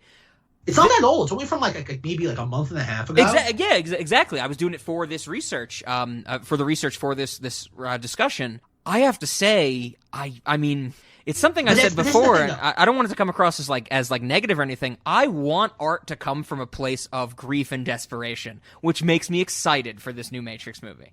But the point, how I'm trying to tie this back to Revolution, is that like this is a very God, it's not nihilistic at all. And that's kind of the thing, though. It's like, where do you go from here? Like, yes, we get that line at the end where it's like, will we ever see Neo again? And it's like, oh, I think we will. And it's like, okay. But the whole are you talking about when Sati says, I made the sunrise for him, yes. I hope Neo comes back, that type of thing? Yeah, okay. Yeah, it goes back to the ending of the film where it's like you have Oracle Smith fighting Neo, and again, Rob, this is where between your personal interpretation, what your research tells you, how I've interpreted the ending in the last like 4 years, is that like the reason why Neo is able to undo Smith is that he chooses to succumb. He doesn't allow. That's the thing. It's not allowing Smith, or it's not Smith forcing his, what would you even call it, assimilation. It's allowing him to assimilate him. It's the choice that is what undoes Smith, because then the Matrix does what? Puts the antivirus into Smith, using Neo as the vessel. It basically activates a defrag thing, which I mentioned in the first movie, that they should have done a while ago. But Zack, I wanted to say, in the last scene of The Matrix Revolutions, when Sati and the Oracle are on that bench, did you notice that on the bench there is an engravement that says, in memory of Thomas Anderson? Did you notice that? I did not. Okay, so that's a very important part, that bench that is created as the new iteration of the sixth Matrix, what it would be. Seventh? Sixth? I think it's the seventh. I think it's the seventh, because there was no Neo in the first Paradise Matrix. The Oracle only included that in the second Matrix, and I'm pretty sure the architect at the end of the last movie says there were 5 predecessors. So 1 instance of none, and then 5 more. Yeah, this would be the 7th. Okay, so 7th. That engravement is on there. There's a little plaque that talks about how, that was in memory of Thomas Anderson. There's some notion of that, in the first movie, he's referred to as Thomas A. Anderson, but from what I've been hearing, this is all rumors, that in the new movie, Neo or Keanu Reeves' character is going to be Thomas S. Anderson. More on that later when I talk about the Matrix MMO. But to get on your other point, Zach, the Smith thing. How does Smith get defeated? It is through Neo letting himself get assimilated, and then the machines power surging or defragging through Neo to destroy all the Smiths. But here's the thing that I love so goddamn much, which I think you said very, very well, is that Smith's downfall is exactly what the Oracle told him at the start of the third movie, and what the Oracle's been telling us in all of these movies. The Oracle says that nobody can see past a choice they don't understand. So when you get like Neo talking to the Oracle, and Neo's like, you know how this is going to play out, and she goes, no, I don't. I can't see past choices I don't understand. And she always says that exact phrase, even in this movie, to Neo, and I think to Morpheus and Trinity at the start, and then even to Smith after he's assimilated Sati and Seraph. She says nobody can see past a choice they don't understand. And I fucking love that at the end of the movie, Smith's downfall is not because he can't see beyond a choice that he made that he doesn't understand. He can't see beyond the choice that Neo makes. We get that great monologue where he's like, Mr. Anderson, why do you persist? Why do you fight back? Why do you keep, drawing us into this eternal struggle? And Neo says, because I choose to.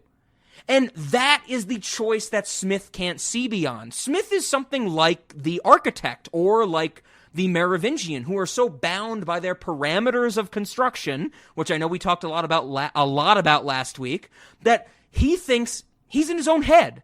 He's in his own head. He thinks that he can make these choices, but when he realizes that his powers of precognition that he gained from the Oracle are so grandiose that he's not looking at things the right way.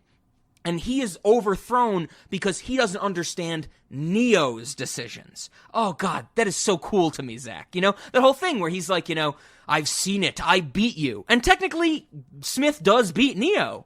But then that undoes all of Smith, right? Mm-hmm. Oh, no, that's the thing. Like, the problem, though, is that, like, it's done visually, which is perfect. Oh, are you talking about like that shattering into light type of thing? Well, no, not like that. But like, this is where the Wachowskis are doing the right thing. They're just the audience. It's another instance of the filmmakers we need, but we don't deserve. Okay. In that, like, that part, I have no problem with. That is competent filmmaking. The problem is that, like, you just, like, 25 minutes earlier just had, like, 30 minutes of just, like, cacophony of just this explosions and sounds. Okay, yeah. Can we do a quick, maybe not quick, but can we sidebar into the final Smith fight? It's so fucking goofy, and I love it. It is one of the goofiest things I think I've ever seen in cinema. Period. Like the water shockwaves, the shots of all the water blowing up and then falling down at the same time, the CGI goop of people punching each other in their faces, the flying around. Dude, on paper, I should hate this, but I am all about it.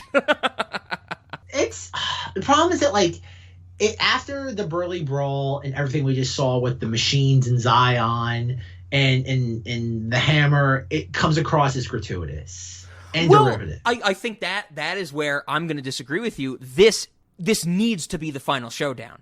Neo versus Smith has to be the final showdown of this trilogy from everything they've set up. Even in the start, when Agent Smith, who's just Smith, Smith at the beginning of Revolutions goes to the Oracle and tries to assimilate her. Like, he has the whole thing where he's like, I am an aberration just like this iteration of the One. He's saying he's so upset. Agent Smith, is so upset about the Oracle's power of precognition that he smashes her plate of cookies, and he is so angry that he is so intrinsically tied to the One, which on this iteration of the Matrix is the Oracle's creation. And the Oracle then, as the architect says at the end of the movie, gives the keys to the kingdom to Smith, who is he's not the foil of the One, he's the complement of the One. Because as the architect says at the end of the second movie, I think he says, 1% of anomalous code has to be bundled together and given to a human. That becomes the One, and that's the reason the Matrix can work, because it reaches this critical mass, and now we've included and captured the anomaly to reset it when it becomes too anomalous, basically.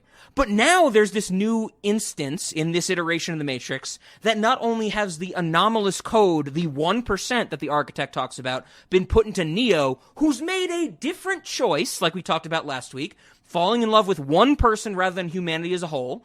The other 99% of that anomaly goes into Smith. Like, that is the trade-off, is that you always have to balance the equation. So when you have two characters that are that closely tied together, you have to have them fight off. It's like the Luke and Darth Vader thing, right?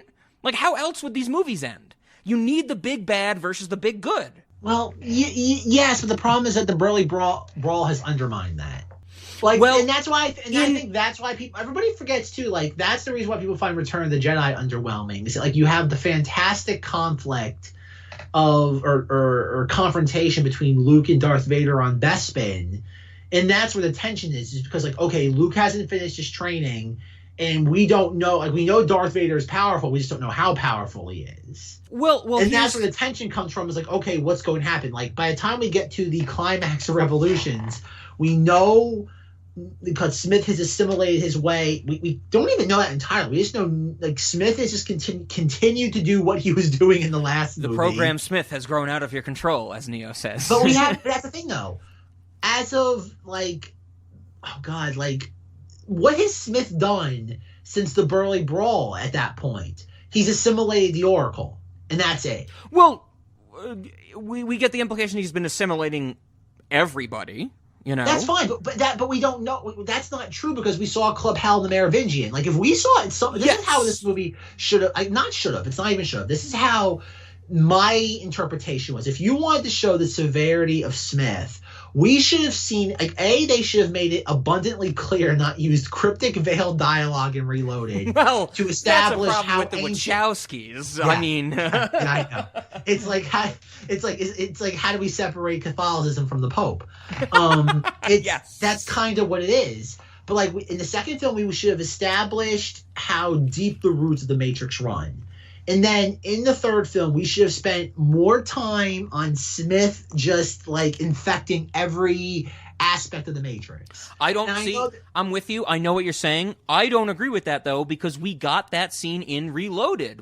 Right before the Burly Brawl, he's like, the good thing about me... Oh, not even the Burly Brawl. Also in the back doors of when the Keymaker gets him into the hallways, the backdoor hallways. Smith says things like, it's all me, you know? But that's the thing, though, is that, like, that's fine, but we all, at that point, all we've seen him do is assimilate a bunch of, like, random passerbyers in a courtyard, and then we have him, like, in the hallway of doors, which doesn't make... The problem is the movie doesn't even explain to us what the hallways of doors are. Well, I mean, you're right. The movie does not. I think I did to our audience last week. Rob's like, damn it, why can't everybody devote 96 hours of their life? I know, right? Come on. History in this franchise.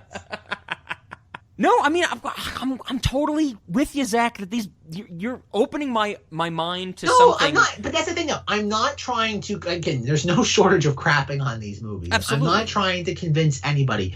My frustration comes from is that, like, the people who hate these movies hate them for the wrong reasons. I would agree with you completely there. Absolutely. It's the reason why people hate these movies. The same reason why people hate, like, contemporary Star Wars, in that, like, they're mad because they bought a chocolate chip cookie and they're mad it's not a steak.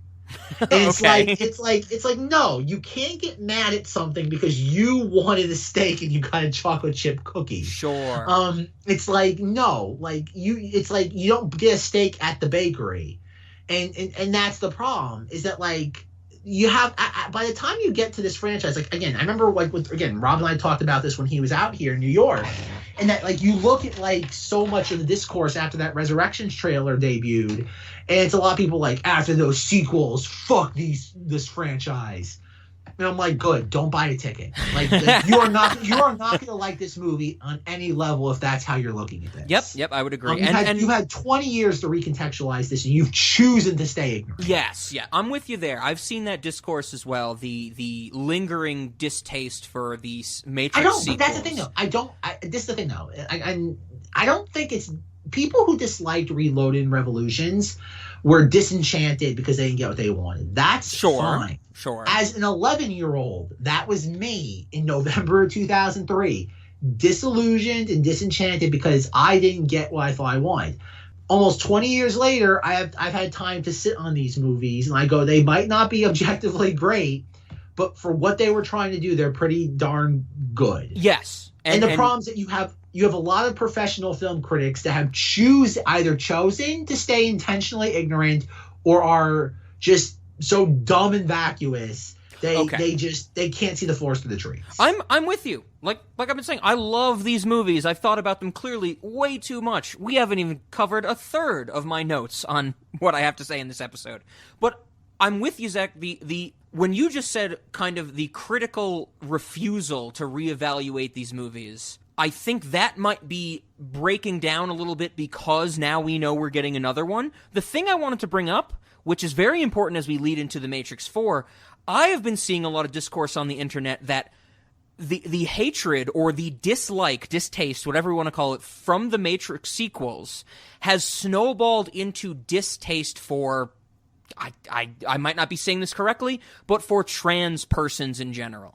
I think there's a big thing there, is that a lot of people who disliked Matrix Reloaded and Revolutions upon their release, thinking they were slighted because it didn't take the story elements they wanted them to take, that type of thing, the whole thing we've been discussing this series.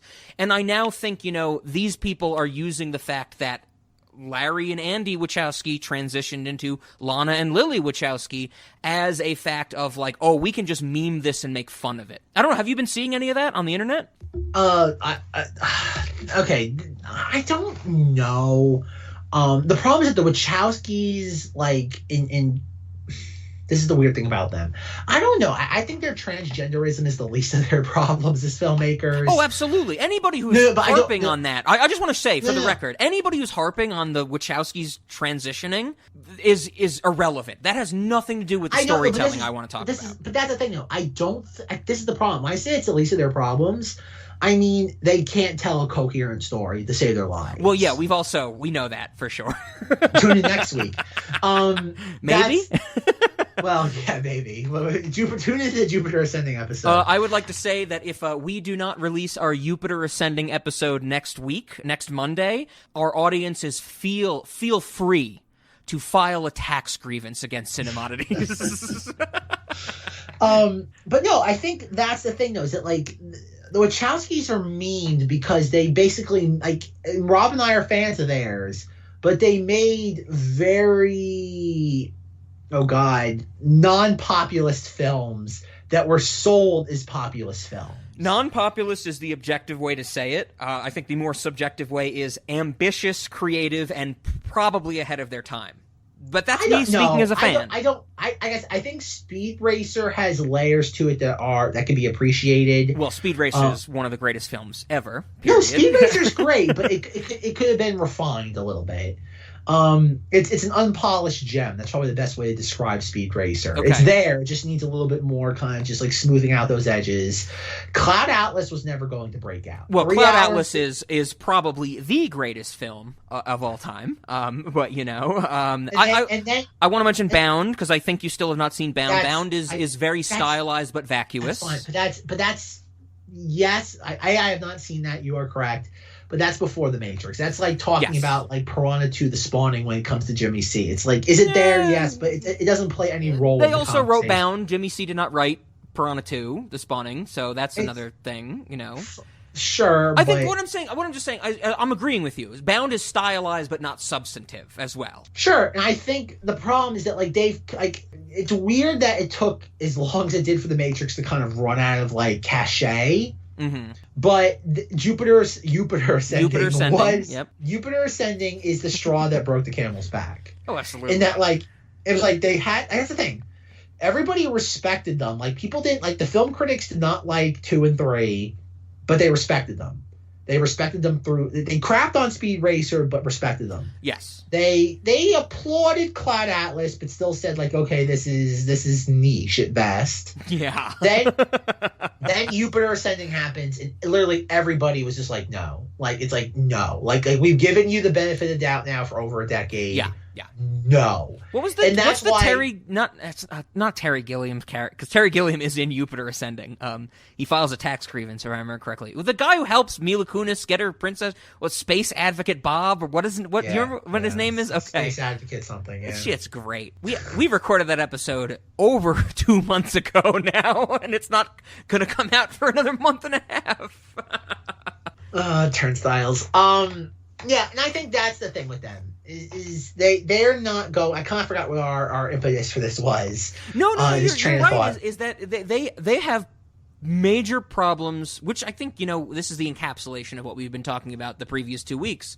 The Wachowskis have major problems formulating a cohesive story for an audience, and it takes time and work to parse through what's going on.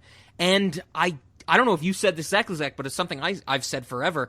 most audience members are not like us. They're not going to put the work in. Where if they watch a 2-hour movie and they don't follow what's going on, they're going to say, that's the worst thing I've ever seen. It's what happened. I have to bring it up because it fits so perfectly. It's what happened with Justin in Southland Tales. So many times Justin has said to me, he's like, if anybody watches that movie, they will not understand what is going on. And I'm like, well, no, clearly not, because I watched it once and I got a sense of what was going on. I didn't get everything, but it's not like I was confused to shit or anything like that. And I think most audience members for these Matrix movies and the Wachowskis in general come in it that way. They're like, if I'm sitting down for 2 hours to watch a movie, if everything doesn't click, or, if everything doesn't fit the way I want it to, and I'm not engaged, I just think it's bad, everything's bad, and I'm going to spread my bad word of mouth about it, that type of thing.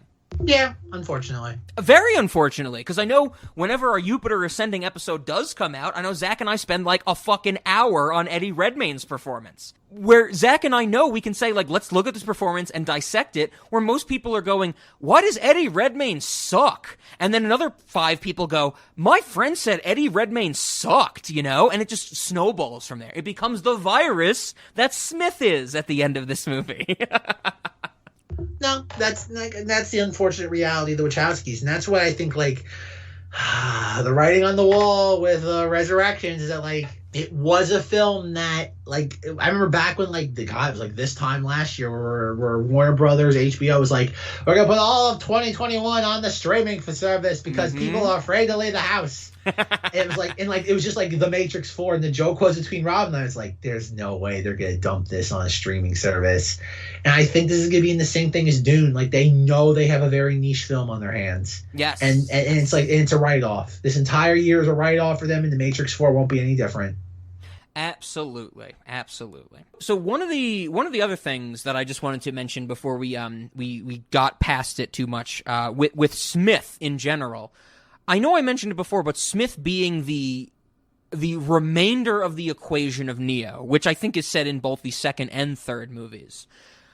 I just wanted to reiterate, because I know I've been talking about it last 2 weeks, Smith is such a great character. Hugo Weaving plays it so awesome. I love that all this stuff is set up in the first movie with him talking about being infected by the humans, the virus of humanity. He has that great line in the first movie that I mentioned where he's like, I think it's the smell. Not that I know what that is, that type of thing. And then I love that, he's growing. He chooses not to be exiled or deleted. The whole point of the last movie was choice. But then this third movie, Smith is the one that needs to be defeated. He's the other 99% of the anomalous equation that Neo has to balance out. But I love the fact that Smith is the one character in the movie. Basically. I mean, you could probably find some really weird minor character that falls into this as well. But Smith is the one character in the movie that doesn't make a deal with somebody. And I wanted to bring this up. I think the first movie is all about perspective. Remember, Zack, I talked about how there's a lot of reflections. It's about finding your true self and making sure other people see your true self. The whole first movie is about perspective, the human perspective. The second movie is entirely about choice. It's entirely about how humans have to make choices, and when we give machines or programs such a large set of parameters that they mimic human choice, and we all have to make choices, whether they be limited to our parameters of construction in a machine or our parameters of belief in humanity. The third movie is about cooperation, and cooperation being tentative and tenuous, I guess would be the other way to say it. You have to think, just Zack and the audience, think about this. How many fucking characters are making deals in this third movie? You have the two programs making a deal with the Merovingian to get Sati back into the Matrix. The program without a use, to unexile Sati and give her to the Oracle, basically. You have the deal between Morpheus, Seraph, and Trinity with the Merovingian to steal the eyes of the Oracle. Even though that deal doesn't go through, that deal is clearly stated that is what the Merovingian wants. He wants to do a quid pro quo type of thing. The machines, they make a deal with... Okay, Ben is calling me. Should I answer it? What do you think? The Ben Deucer? The Ben Deucer. The Ben Deucer. You want to get him on real quick? He's calling you on Skype? No, he's calling me on my cell phone. Oh, I was gonna say, I thought he's calling you on Skype. Oh, he called me on his phone. It just hung up. I think he also texted me how flexible we are tomorrow. Okay, he would not have had anything good to add, but I'll edit this out. I thought we might be able to get him on and be like, Ben, what do you think about Smith and the Matrix? But anyway. So, Neo, with the machines at the end. Neo goes to the Machine City and he makes a deal with the character of the Machine City. Zack, I don't know if you know this, the big baby face. Deus Ex Machina. It is actually credited as Deus Ex Machina. Kevin Michael Richardson does the voice, a very famous voice actor. Thought that was hilarious. But Neo makes a deal with the machines. And also, you have so many deals being made through this movie. You have, Niobe saying, Neo, I'll give you the Logos, but we'll take the hammer. Like, that's our deal. This movie is so much about cooperation. And not just cooperation in the sense of working together, cooperation in the sense of that you need to deal with things to go through them. So, I just mentioned all these deals between heroes and villains, but also think about cooperation in the sense of you have teams of 2 going out with mortar launchers to take down the machines, drillers, I guess you'd call them, like terraforming devices. You have that thing with Z and other lady whose name I do not remember, where she's like, I'll keep shooting Chara, thank you. She's like, I'll keep shooting if you keep loading, that type of thing. And the whole movie is predicated on deals, on cooperation, and that's why I think this movie is so much about humanity. Not only in the sense that we're jumping around from so many characters and seeing all the cogs in the machine of humanity, but we're also realizing that it's like, yeah, when you don't have currency, when you don't have this stupid, weird piece of paper called the American dollar, or the euro, I guess, to bind people together, well, what's left? It's survival and it's deal-making. It's trades. It's bartering. And that's what this movie is about. This movie is about humanity on its last fucking legs. They have nothing that's been manufactured anymore. And so all that's left is for them to work together or work with the bad guys in hope of a better outcome. I love the idea that the end of this movie really comes down to, well, we had to make a deal. And that's the end of this movie. When the Architect and the Oracle talk in the new iteration of the Matrix, the 7th, I think we said, and, the Architect says, you played a dangerous game, but you made a different outcome. And the Oracle goes, yeah, and I hope that, anybody who doesn't want to be in here doesn't have to be in here. They're setting up a new choice for the Matrix.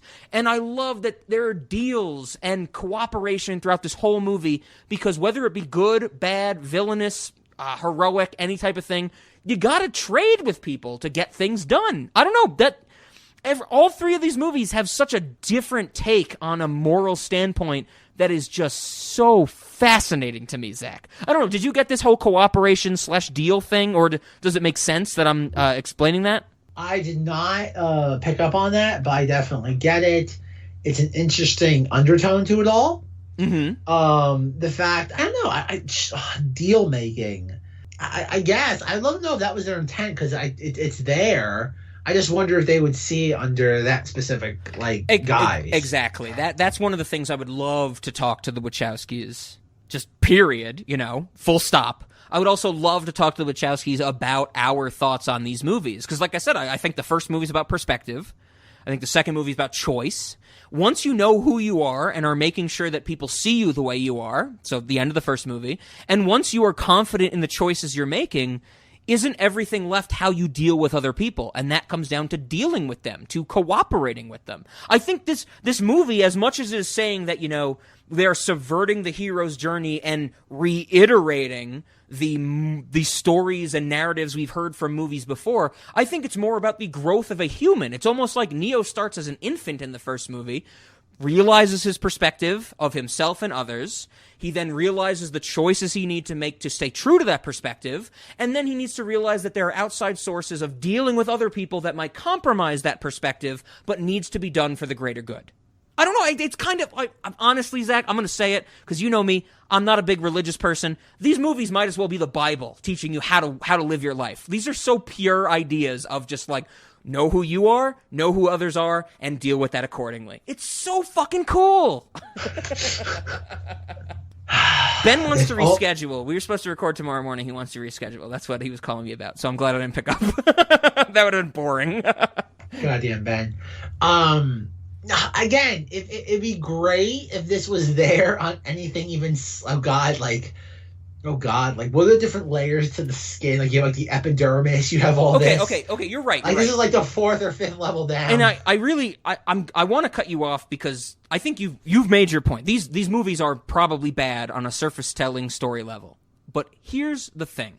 Isn't there some level of gratitude that you have, that we have? Clearly I do, but I want to ask you, Zach, gratitude for these movies because once they are thought about so deeply, they start to make, I don't know, sense on a moral level. It's not like I'm watching a story anymore when I think about the Matrix movies these days. It's like I'm actually, like I said, that's why I relate it to the Bible. I'm looking at like a code to live by. That's how important I think these movies are. Do you agree? Do you understand? Or do you think I'm totally off base with that? I understand what you're getting at. Okay. It's just the problem is that like it takes too much time and effort for any film. Again, like these are not like, oh God, art films. These are not films that should be as dense as they are. No, and like and there's I some think great ideas, but they need to be refined so they're at least, again, it's like having a beautiful garden, but it's like 4 or 5 levels down. Yes, and I think the best way to say that is like the Matrix trilogy as it exists now is maybe 6.5 hours of total screen time. There's a reason that our episodes are going to at least double that, right? Oh God, we're what? One's gonna be 7 hours long. We might 1.5 multiply it. Maybe not double to get to 12 hours, but we have a 1.5. No, but I think you know what I'm saying, Zach, is that like once I've put the time, well, one, the movies hooked me and they made me care about them, made me want to put the research in, that type of thing, and that's something inherent to the movie. Probably to me as well, wanting to research and learn more things, but really the movie hooked me in that way. Whereas, like, you know, Lord of the Rings and Marvel did not, and The Hobbit or any of those franchise movies. I think there is something special for a class of movies. We should maybe give them a highlight on Cinemodities. Movies that are so difficult to understand, but when you actually put the work in to understand them, they are wildly satisfying. And I think the Matrix trilogy falls into that category, as a Southland Tales or an Under the Silver Lake does. And probably other movies that I haven't given full thought to. I have to admit that as well, for sure. You're not wrong. Cool. No, okay, so Zach, I mean, I think, in terms of themes and stuff like that, my notion of cooperation, things of that notion, I think that was all the big themes I had. I gotta ask you, I'm sorry because I'm talking so goddamn much, Zach. I'm really not sorry, but Zach knows what I mean. Any moments from Matrix Revolutions you wanted to highlight? Like you said, last 2 weeks that this was your favorite one. Really, what did you want to talk about? That type of thing. Because I will interject accordingly, because I think I have a note for every scene of this movie. Of course you do, Rob. Of course you do. No, like I said, a lot of this movie is fun. I forgot how really nothing like spectacle-wise of value happens in the first hour. Yeah. I think the thing I enjoyed the most from this go-around is probably the train man. I wish we'd gotten just a little bit more of him because he only gets really one moment, and that's his like chase through the train station where we see him like waiting to like jump across like a platform. Yes, yeah. I kind of loved the fact that when I was rewatching Revolutions, I was trying to put out of my brain. It's like, yeah, I know who the train man is. He was even in some of the cutscenes from Enter the Matrix. Oh yes. I was really kind of thinking, how cool would it be to watch this movie with no knowledge of the train man? Because I'm pretty sure, like, one of his first instances of appearing on screen is Morpheus, Trinity, and Seraph chasing him, and it kind of comes across that they're chasing a random homeless man. You know what I mean? I'm pretty sure that was the thought, like, back in 2003. It was like, what is going on? Yeah, because in Enter the Matrix, the train man just appears and says to Niobe, it's 72 hours. That's how long Zion lasted last time. So you know that he has some bigger notions. But in this movie, when they're chasing him through the trains, the subway stations, it's just like, are they chasing a homeless man? Like, are they just doing this willy-nilly type of thing? But this is the thing, though, that like just like frustrates me on like how this film is edited. Because you have you have Neo in the train station, obviously. Yes. And then we have like they get the phone call saying that like, oh, Seraph And it's like, oh, he says something, and it's very cryptic. And then we have like Sarah's driving the car with Morpheus and Trinity in it, and it's like, oh, like, I know where he is, but like we have to get to the train man before he gets away. And it's like, what? And then like we cut to them like chasing him through like he's like sitting like on a train, like a subway like train. He's literally like a homeless person in that first scene. Absolutely. And like they chase him. He has like a pocket revolver that has like 15 shots in it. You know, can only hold 6, but whatever. Well, he also has 17,000 wristwatches on. Some of those have bullets in them, I'm sure. So you have that, and like he escapes. And then, like, we cut back to the Mobile Avenue train station where we have, like, oh, like, it's like, when's your train coming? It's late. It's not usual for the train man to be late. Yes. And then we see him, like, punch, like Neo tries to get on by, like, trying to, like, pretend he's, like, a baggage porter. And, like, he's like, you're not supposed to be here. Like, Bruce Spence does a fabulous job. Like, he is easily probably the best standalone character in these movies, as in like he does the most with limited screen time he has, because he's chewing it up. He's like a character we finally seen who's not emotionally reserved. yes he's not being stoic because the Wachowskis just like beat him to death. Yeah. Who are you? He is a friend. Mama? I know you. So that's what they wanted. I need to get back. I'll pay you whatever you want. Oh. One way or another, I'm getting on this train. Oh, no. You're gonna stay right here until the Merovingian says different.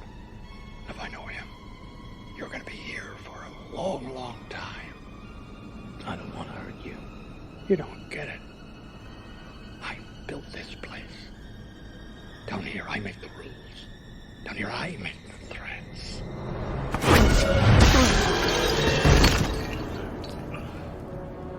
Down here, I'm God. Get on the train or you stay here with him. So no, and then like we have him like punch Neo, and he's like, down here, I'm God. And it's like, great, like this is neat. I want this. The problem is that like the sequence should have been like re-edited, where instead of like, oh God, it begins with like Seraph and Trinity and Morpheus going after him. We should have had them like in the car being like, oh, we should have gotten to him before this. Then we sit there, like have the moment of like where's the train man? Like it's unusual for the train man to be late. We should have had that moment first. So you establish this idea of like, oh, the guy that's holding Neo hostage is like, oh God, this power beyond anything we've ever really encountered in the Matrix that wasn't an agent. Sure. Because even with like everything we've seen, like all these other agents, pardon the pun, of the Merovingian, we've dispatched them all. Like that's the problem with like the Merovingian, all of his like cronies, is that in Reloaded, every single one of them is destroyed. Yeah, implicitly and or explicitly, sure. Well, yeah, like you have the twins. Well, you the have twins, the people we see the in twins, the chateau. We see the twins blow up in a car explosion, but they turn ghost as that explosion happens. Whatever, they might we not don't be see dead. them again. We don't see them ever again. That is true. Presume they are deleted. That is true. Not only in the movies, we don't see them in the Matrix Online either. So you're right, Zach. That's the problem. Is that like every one of the Merovingian's agents are thwarted. So like the thing with the train man that makes him so unique is A, he's not defeated, and B, it's like, oh, we see him like literally like knock Neo to like the ground. Yep, because he's the imperator of the train station, so he's stronger than the one. Because Limbo is not the Matrix, and like I said before, Neo is in Limbo. Well, Thomas Anderson and his RSI, his residual self-image, is in Limbo while not jacked into the Matrix. So he should not have Neo powers, because in Limbo, you are not Wi-Fi connected to the source. You know what I'm saying? Oh, God. But that's the thing, though. It's like we should have been established to him, like, beating up Neo. Then we get the Morpheus, Seraph, and Trinity fight where, like, it adds a stake. Like, oh, God, like, this is the guy they have to deal with. He just beat up Neo. This is going to be impossible. And that's like you build up the stakes of the situation. And then you just have him, but instead he's just a homeless guy who just runs away and then beats up Neo. And it's like, okay. So, do you think that the Train Man character would have been, maybe not better expressed, but better used if he had an appearance in the second movie? Do you think that the detriment to the Train Man character being so reserved is because they restrict him to just this, security guard of Jabba's palace at the beginning of the third movie? Jabba's palace. What's the pig? He's the pig face people. Gamorrean guard. Gamorrean guards. Okay, thank you, Zach. I never would have. Or who's the tentacle dude from Jabba's palace? The Squid Face? No, Zach. I would have known Squid Face. The dude with the tentacle that wraps around his neck. He's like, Bib Fortuna? Maybe. The guy who gets shot by Boba Fett? Yeah, in the Mandalorian. Yeah, Bib Fortuna. Okay, that's probably correct. Isn't he more like that, where Merovingian is the Jabba type of thing? No, the Merovingian is this, again, the Merovingian is an interesting character that we never, like, he's an interesting character on paper. Oh, sure. We never see him actually do anything. Well, we see him make an orgasm cake. Okay, yes. Orgasm you can't cake deny that, Zach. Orgasm cake being the greatest thing to ever exist in the history of the Cinemati's restaurant. If you listed the Merovingian and said he hasn't done anything, many people would come back and go, no, he makes an orgasm cake. And then gets a blowjob from that woman in the restroom. Oh, goddamn orgasm cake. That's the thing. I'm trying to think. Would the Train Man would have been better served as a character if he showed up in part 2? Probably. Okay. I don't know where you would have inserted him. I think he would have been a fun character, maybe like in the highway sequence, but he's out of place there. You know what I actually want to put forward as a. It's not a fix because I think this trilogy is perfect. But if I was making this, I have a correction to the Train Man, and you just said where would you put him? My thought is, you put the Train Man in the second movie somewhere in the back halls or in the Merovingian's palace dealing with the Keymaker. That somehow he is like a protector of the Keymaker rather than just goons of the Merovingian. You know what I mean? But the problem is the Train Man is the guardian of Limbo. And there's no room for there is no Limbo in part 2 outside of the very But this is where you need to they should have taken. This is the thing about the Matrix 2, as in Reloaded. I mean, when I say Matrix 2, the movie we discussed a week ago. Absolutely, yes. Is that like there's certain things in that film that should have been stripped out? Like we don't need another like burly brawl in like the hallway of like never-ending doors. That should have been something else. And I think don't agree with that in the slightest, because that reveals that Smith is able to access those back doors. That's very important. He can, but like it serves no purpose. Okay, Zach. On a narrative level, for people who are not me, you're right. It serves no purpose. But for the context of the third movie, it explains why he is able to assimilate everybody so quickly, because he has access to the back doors. But this is the point. My problem, though, is that like we're told that Smith is doing something that has never been done in any iteration of the Matrix. Yeah, total aberration. Absolutely. Then we should have seen him like start to infect people of the Merovingian stature. Like if instead of having Trinity put a gun at his head and been like, again, we both agree the line of "we don't have time for this shit." Yeah. Put the gun to his head is great. Like it's a great moment. It's funny as hell. I have told you before, there is no escaping the nature of the universe. It is that nature that has again brought you to me. Where some see coincidence, I see consequence. Where others see chance, I see cost. Bring me the eyes of the oracle, and I will give you back your savior. It seems a perfectly fair and reasonable deal to me. Yes? No? I don't have time for this shit. If that sequence would have been broken up with Smith showing up, like what if something happened that like the Merovingian's like on his like high horse and he's like, my Train Man, blah blah blah, has access to Neo with like a flip of a switch, and then like a bunch of Smiths show up and the Train Man goes, oh god, the Merovingian who has been insulated from this for how many generations was able to get corrupted. I have to let this guy out now. Like, that's the thing. Like, you need, like, that's what you need. So everything, instead of having the Merovingian, have the train man, like, oh God, come to like Salacious Crumb levels of just like in that sequence going, oh, like you should have had that where you give it dramatic stakes, where it's like, okay, Smith shows up and he's just going through the crowd, and the train man goes, okay, it's not like I want to give Neo back to these people. I have to give him back because he's the only like semblance of hope we have. Okay. If the Merovingian can't survive this, what hope do any of us have? That's okay. That's an interesting take.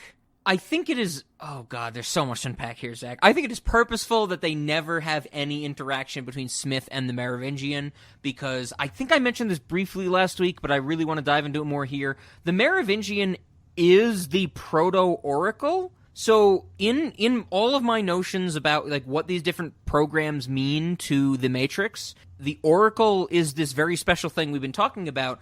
I think that this third movie, with the way the Merovingian and the Oracle talk both separately and about each other, I think that they are both operating systems.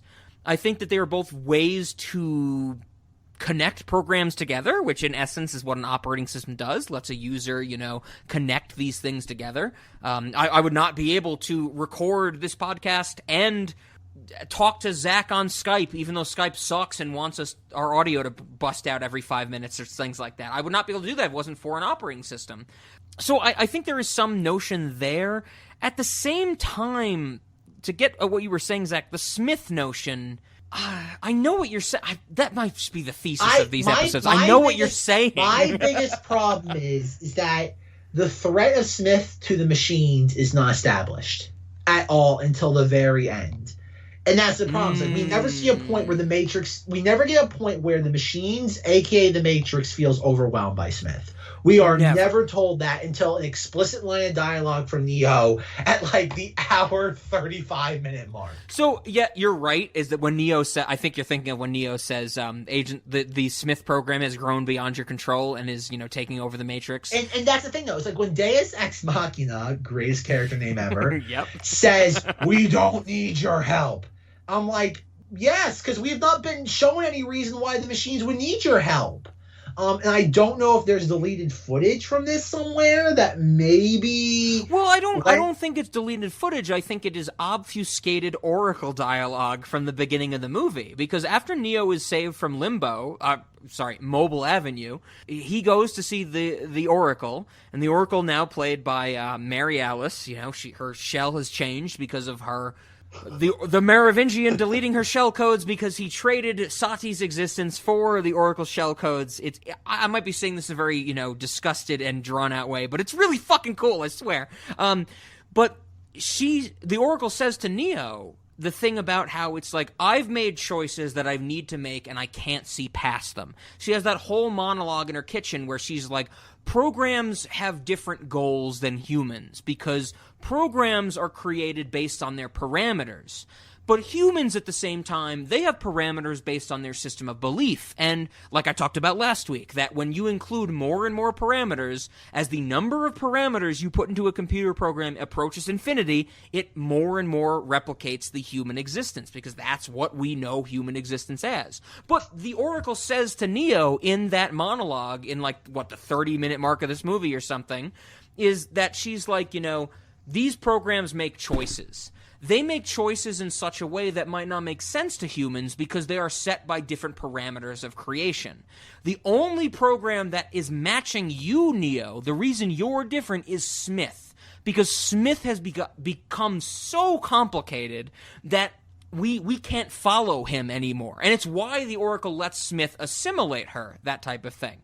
But I think at the essence of that beginning part of the movie, I think everything is purely spelled out. The only thing that is not spelled out is the true detail of how it's going to relate later in the movie. Once again, it's obfuscation. It's you probably said it best, Zach. The Wachowskis have difficulty conveying a straight and narrow story. I don't think it's that issue. I think it's the idea of you have a track that is very from point A to B 180 degrees. Mm-hmm. The problem is they've laid down all these like artificial, like, oh god, like superficial, like other diversions. You just have to clear a lot of the nonsense away, and the foundation is there. But those diversions show the humanity of the story we're telling. That's what I was saying before, that the first two movies are so focused on individuals. When we start diverging in this third movie so rapidly as we do, the Wachowskis are telling us we need to stop caring about characters. We need to care about humanity as a whole now. Yes, but it's... Because honestly, tell me, is there any notion of any character in this movie that plays to an individual rather than the whole of humanity? There's one that I can think of. But for the most part, every single character in this movie is making actions based on making humanity survive. This is a very selfless movie, I guess is what I'm saying. It's selfless in one regard, but like for dumb reasons. Like, okay, you just had the ending of the second film with the architect say basically, okay, Neo, the one typically loves humanity more than one individual, but you're different because you love one over like it's not, oh god, what's the Spock quote? The needs of the many outweigh the needs of the few. Yes, and and the architect says you now have a choice based on that that aberration. Yes. And then like pretty much like Morpheus doesn't ever have to sacrifice himself. Niobe doesn't have to sacrifice herself. Link doesn't. Link pretty much has nothing to do in this entire movie. Well, Harold Perrineau is just great fun, period. He's fun, but like Morpheus has to sacrifice his sense of self. Trinity has to sacrifice herself. No, not at all. When it comes to our three protagonists, Neo, Trinity, and Morpheus, for 40 minutes the movie, Neo and Trinity don't even matter. During essentially the climax... Well, they don't matter in the sense that they're working as a team with the crew of the Hammer to, one, rescue Niobe and Ghost, and then two, rescue... But that's the point. It's the humanity. No one character should have agency until Neo at the very end. Because all of these characters should be working in unison for humanity. Well, yeah, that's every movie. That's every movie. No, that is not every movie. And even if you said, like, you know, Kevin Flynn. That's every movie with a clear sense of good and bad, Rob. That's not specific to this. Did the Matrix create the perfect system? Yeah. This is my thing, though, is that, like, during that moment from the 56-minute mark to, like, the hour and 22-minute mark... Yes, the non-Neo part of the movie. Yes, when we have the boom-boom explosions part of the movie, we should be cutting back and forth to what's happening with Neo and Trinity as they're trying to, like, get over the clouds. Here's my thing. And you have the Matrix, like, defense. Here's my thing. I completely disagree. These two arcs need to be so separate.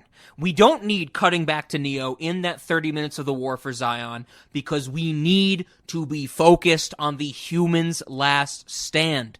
All of these humans in the real world of Zion, they're not Morpheus.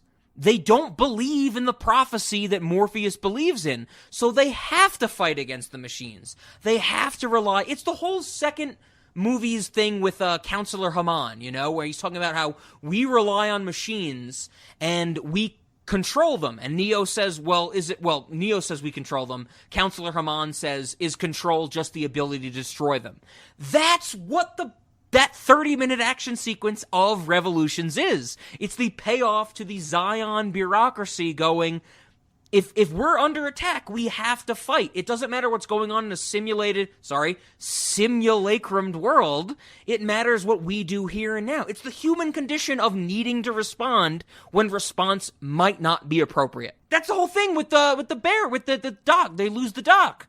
Like you said before, the Hammer busts in, they blast off the EMP. The ship is not actually called the Hammer, it's called the Mjolnir. But, of course, I think the Wachowskis knew before Thor, nobody could pronounce Mjolnir, so they called it the Hammer. But the Hammer busts in, they activate the EMP, it seems like a big victory. We know there's an hour left in the movie, or 50 minutes, whatever it is. And it cuts to, like you said, Harry Lennox as Commander Locke going, you just gave him the dock on a silver platter. That's the essence right there. The essence of, well, we as humans can't put all of our chips on Neo because of a prophecy or because of what Morpheus says. We have to fight the fight we can fight. And that's the whole battle for Zion. That's the kid kicking the ammunition back into the chamber for Captain Mifune. Mifune dying and saying he never completed the training program to the kid, that type of thing. It's all about the persistence of the will to live. And the moment in the movie that works is the battle for Zion, because machines don't have that will. The movie is hard focusing on the persistence of survival that a organic, natural creature has that a machine will never have, no matter how much parameters of creation you give it. Like we talked about in the Animatrix segments from 2 weeks ago, talked about prelude to this. You can't give a human enough. You can't give a machine enough parameters to make it human. It can only mimic humanity. And the thing that machines can't mimic is this will to survive. I love it. Congratulations, Rob. You just described the plot of the Terminator franchise. Yeah. I kind of thought about that too when I was doing my notes, Zach, but you're right. That is the plot of the Terminator franchise. You're not wrong. I feel like Thank that's been you. a lot I know of. I'm not. There's a lot of this I know series I'm of you and not. me saying to each other, "You're not wrong," you know, that type of thing. Like I said, Rob, I'm happy for you, but I'm glad you're able to appreciate this as much as you do. But I just think this is like, oh God, so many layers. Is like, again, the foundation is there. I just think at any point they go vertical on the structure, it's just like paperclip and chewing gum level. Fair. Were there any moments in the War for Zion, the spectacle scenes that we've been talking about, any moments you wanted to highlight in there? Because I think I'm ready to go on to the Neo ending and stuff like that. Whatever minor details we haven't talked about. Like I said, like all the spectacle in this, I ate up. Like I thought it was a lot of fun. No, like I loved everything with the hammer. That sequence is great. Like we talked about, great flying scenes, and I love the moment when Zion is not sure about what ship is coming towards them, and we have the Harry Lennox and stuff going like, it can't be one of ours, that's impossible. And then it's like, it's the hammer, they have to come through, and it's like, oh shit, like what can we do to open the doors?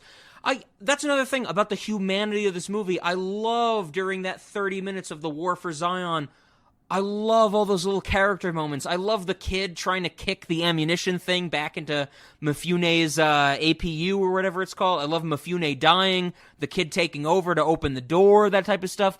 It's all humanistic, and I love that stuff. Whereas in a Marvel movie, to use that comparison, it's literally CGI vomit spectacle, where at least in the Matrix Revolutions, I know which character is doing what thing and what their goal is, where in the Marvel movies, it's like, okay, 2 seconds, I see Don Cheadle shoot a laser, and then 2 more seconds, I see Falcon shoot a laser, and then 2 more seconds, I see Spider-Man shoot a web, and I'm like, what the fuck is happening? At least there's some coherence to this Battle of Zion. I don't know, did you get that, Zach?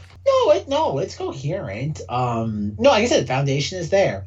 I think coherence of an action scene gives it a huge bump up for me. Because I've seen so many action scenes and spectacle scenes that I can't understand the orientation of. I am fine with the Battle for Zion, the War for Zion. No, I don't disagree at all. But no, going back to why, like that's the thing, though, is... no, like I said, the APC fight with the Sentinels is fun. Watching, Link's wife and Chara. I don't know why I remember Chara. Z and Chara. Z and Chara. And, you remember Chara, I remember Z. Together, we're a full person. Absolutely. Exactly. Together, we understand the Matrix. That makes 2 of us. No, like I said, that was fun watching. I know that sequence is a lot of fun. I have nothing against that. That's like it's a lot of me. Even Mifune, who we really haven't seen as a character, like he's in the second film. Yeah, he's in the second movie very briefly. Of course, the kid is in the second movie as well. Jesus Christ, Zach! Wait till we get to the Matrix MMO. The kid is a huge part of that I want to talk about. But I have a question for you, Zach. I kind of wanted to ask this question maybe 15, 20 minutes ago, but I was a little hesitant, but I think I should go for it. Like we said, I did not listen to the Carte Blanche episode about the Matrix Revolutions. I did listen to, like I said last week, I scrubbed through their Reloaded episode, had some points to make on that. I did not listen to Revolutions. Can I make a guess? And I want you, since you have said you've listened to this episode, can I make a guess?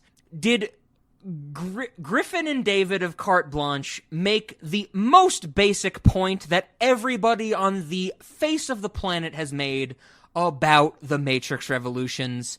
Zack, did at any point either of the hosts of Carte Blanche say, take out Mifune and put in Morpheus? Did that happen? Oh, 100%. Fucking, I hate this narrative. I've been reading this for years. This is the fucking stupid shit that everybody says. You go on any forum, you go on fucking like GameFAQs forums, which have nothing to do with movies, and you'll see people going like, oh, who the fuck is Mifune? Should have put Morpheus in an APU and had him fight the machines in this anime style. No!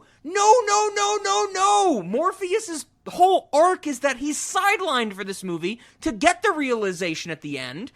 He is a backyard character to Niobe, or a secondary gunner, or secondary... He's like Chewbacca to, Niobe's Harrison Ford, Han Solo in this movie, for good reason. At the end of the previous movie, Neo tells him, the Oracle lied to us. Your prophecy means nothing. He is totally despondent. And he should be despondent by saying, Morpheus, we need your help to get back to Zion. He's gonna go, okay, because I got nothing fucking else to live for.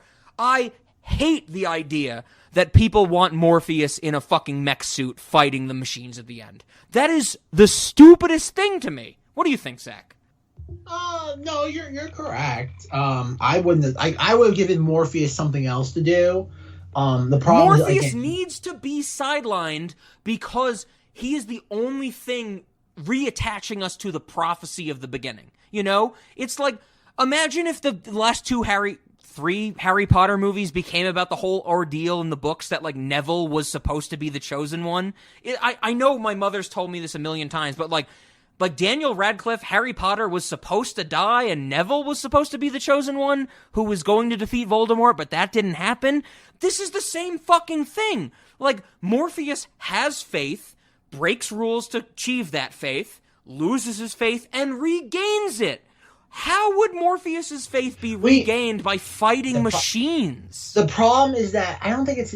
I don't think it's... Okay. Morpheus has to be removed from the War for Zion to make his character at all relevant. Okay.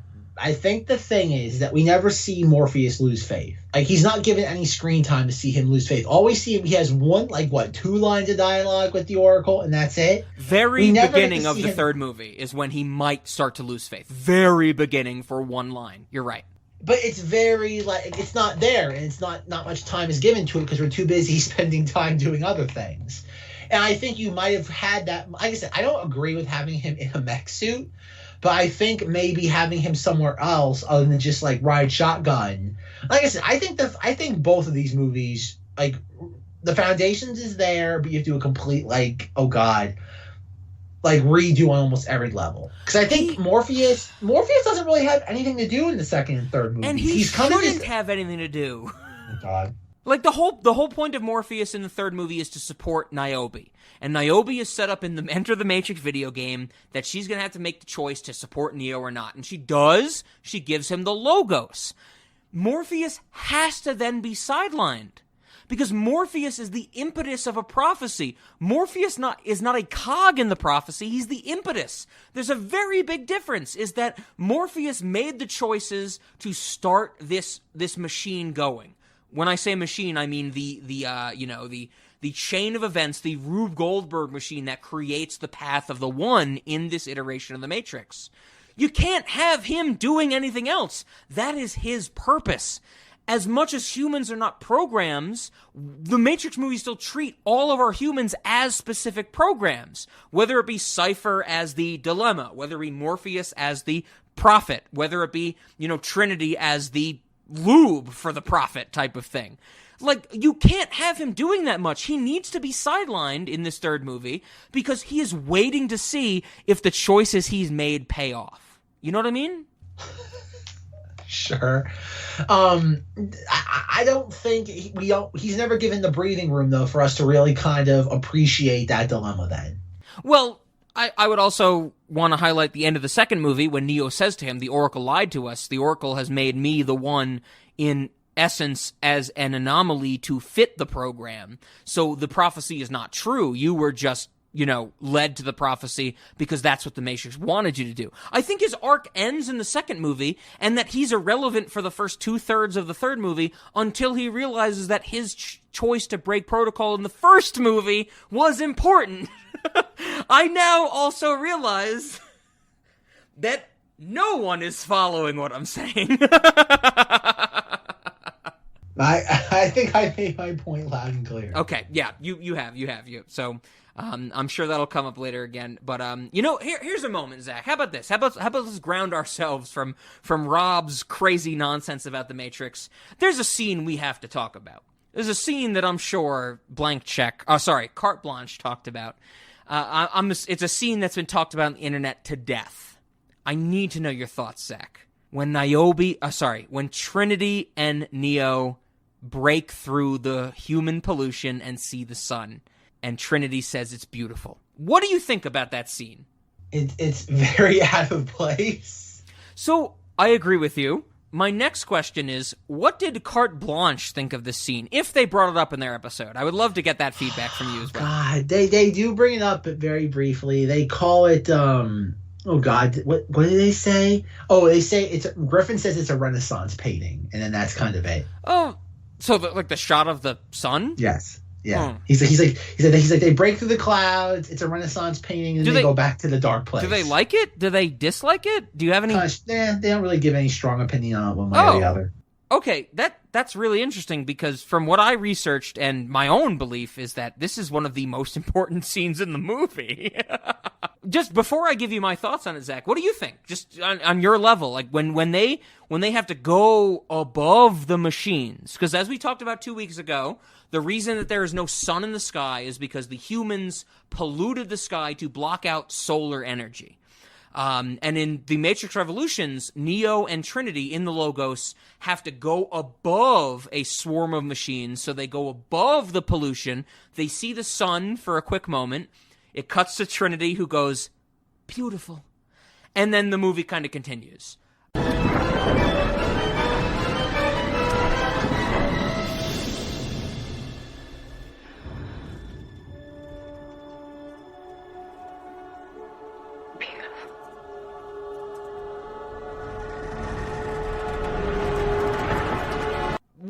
What do you think of that scene? I mean, remove your carte blanche, infection. I feel like, Zach, you are the Agent Smith, where you're like, blank check has infested my brain, that type of thing. Remove that. What do you think? What do you think about that scene in general, Zach? I really wanted to get your thought on that. It's a unique moment, but it's kind of good or bad. It's fine, I guess, is what I'm saying. It's fine. That's what I always hear. I always hear like people going like, this is the stupidest fucking thing I've ever seen, or people who agree with me going, no, this is actually a meaningful moment. It's fine. I get it. It's meant to be fleeting, but it's fine. Well, that's where I kind of disagree. I don't think it's meant to be fleeting. So hear me out, Zach. I think that the viewing of the sun in Matrix Revolutions might be the most important scene in all three of the movies. So hear me out. As we watch these movies, we are people that are just fixated to planet Earth. Back in 1999, back in 2003, whether it be in the last few months, weeks, days, whatever, when we watch these movies, the whole window of cinema guides you into going, this is the real world. This is humans versus machines they've created. We are dealing with things on the planet Earth.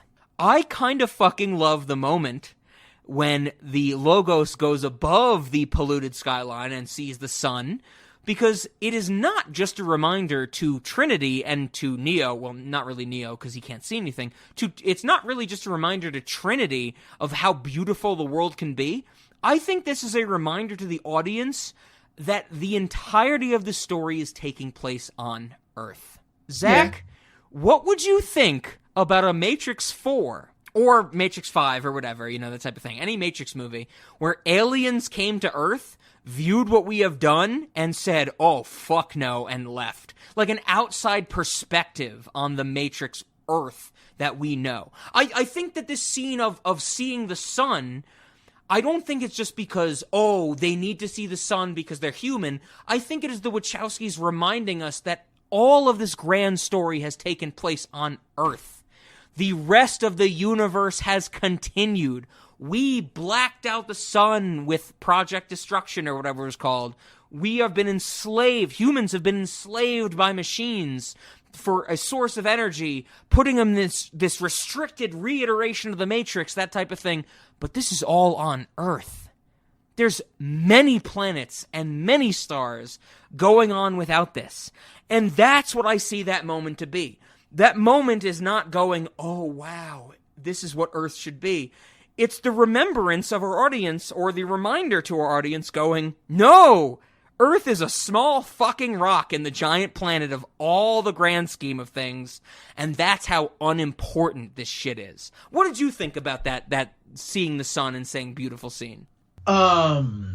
I agree. It's supposed to be a pardon the pun, down to earth moment, where it's supposed to be like a realization. It's supposed to remind the audience, like, oh, this is Earth. This isn't some like far off planet in a distant world. Yeah, this is not just the window of cinema. It's the window of cinema into the entire galaxy type of thing. It's a great kind of like, the back of the box is open too type of moment. Mm-hmm.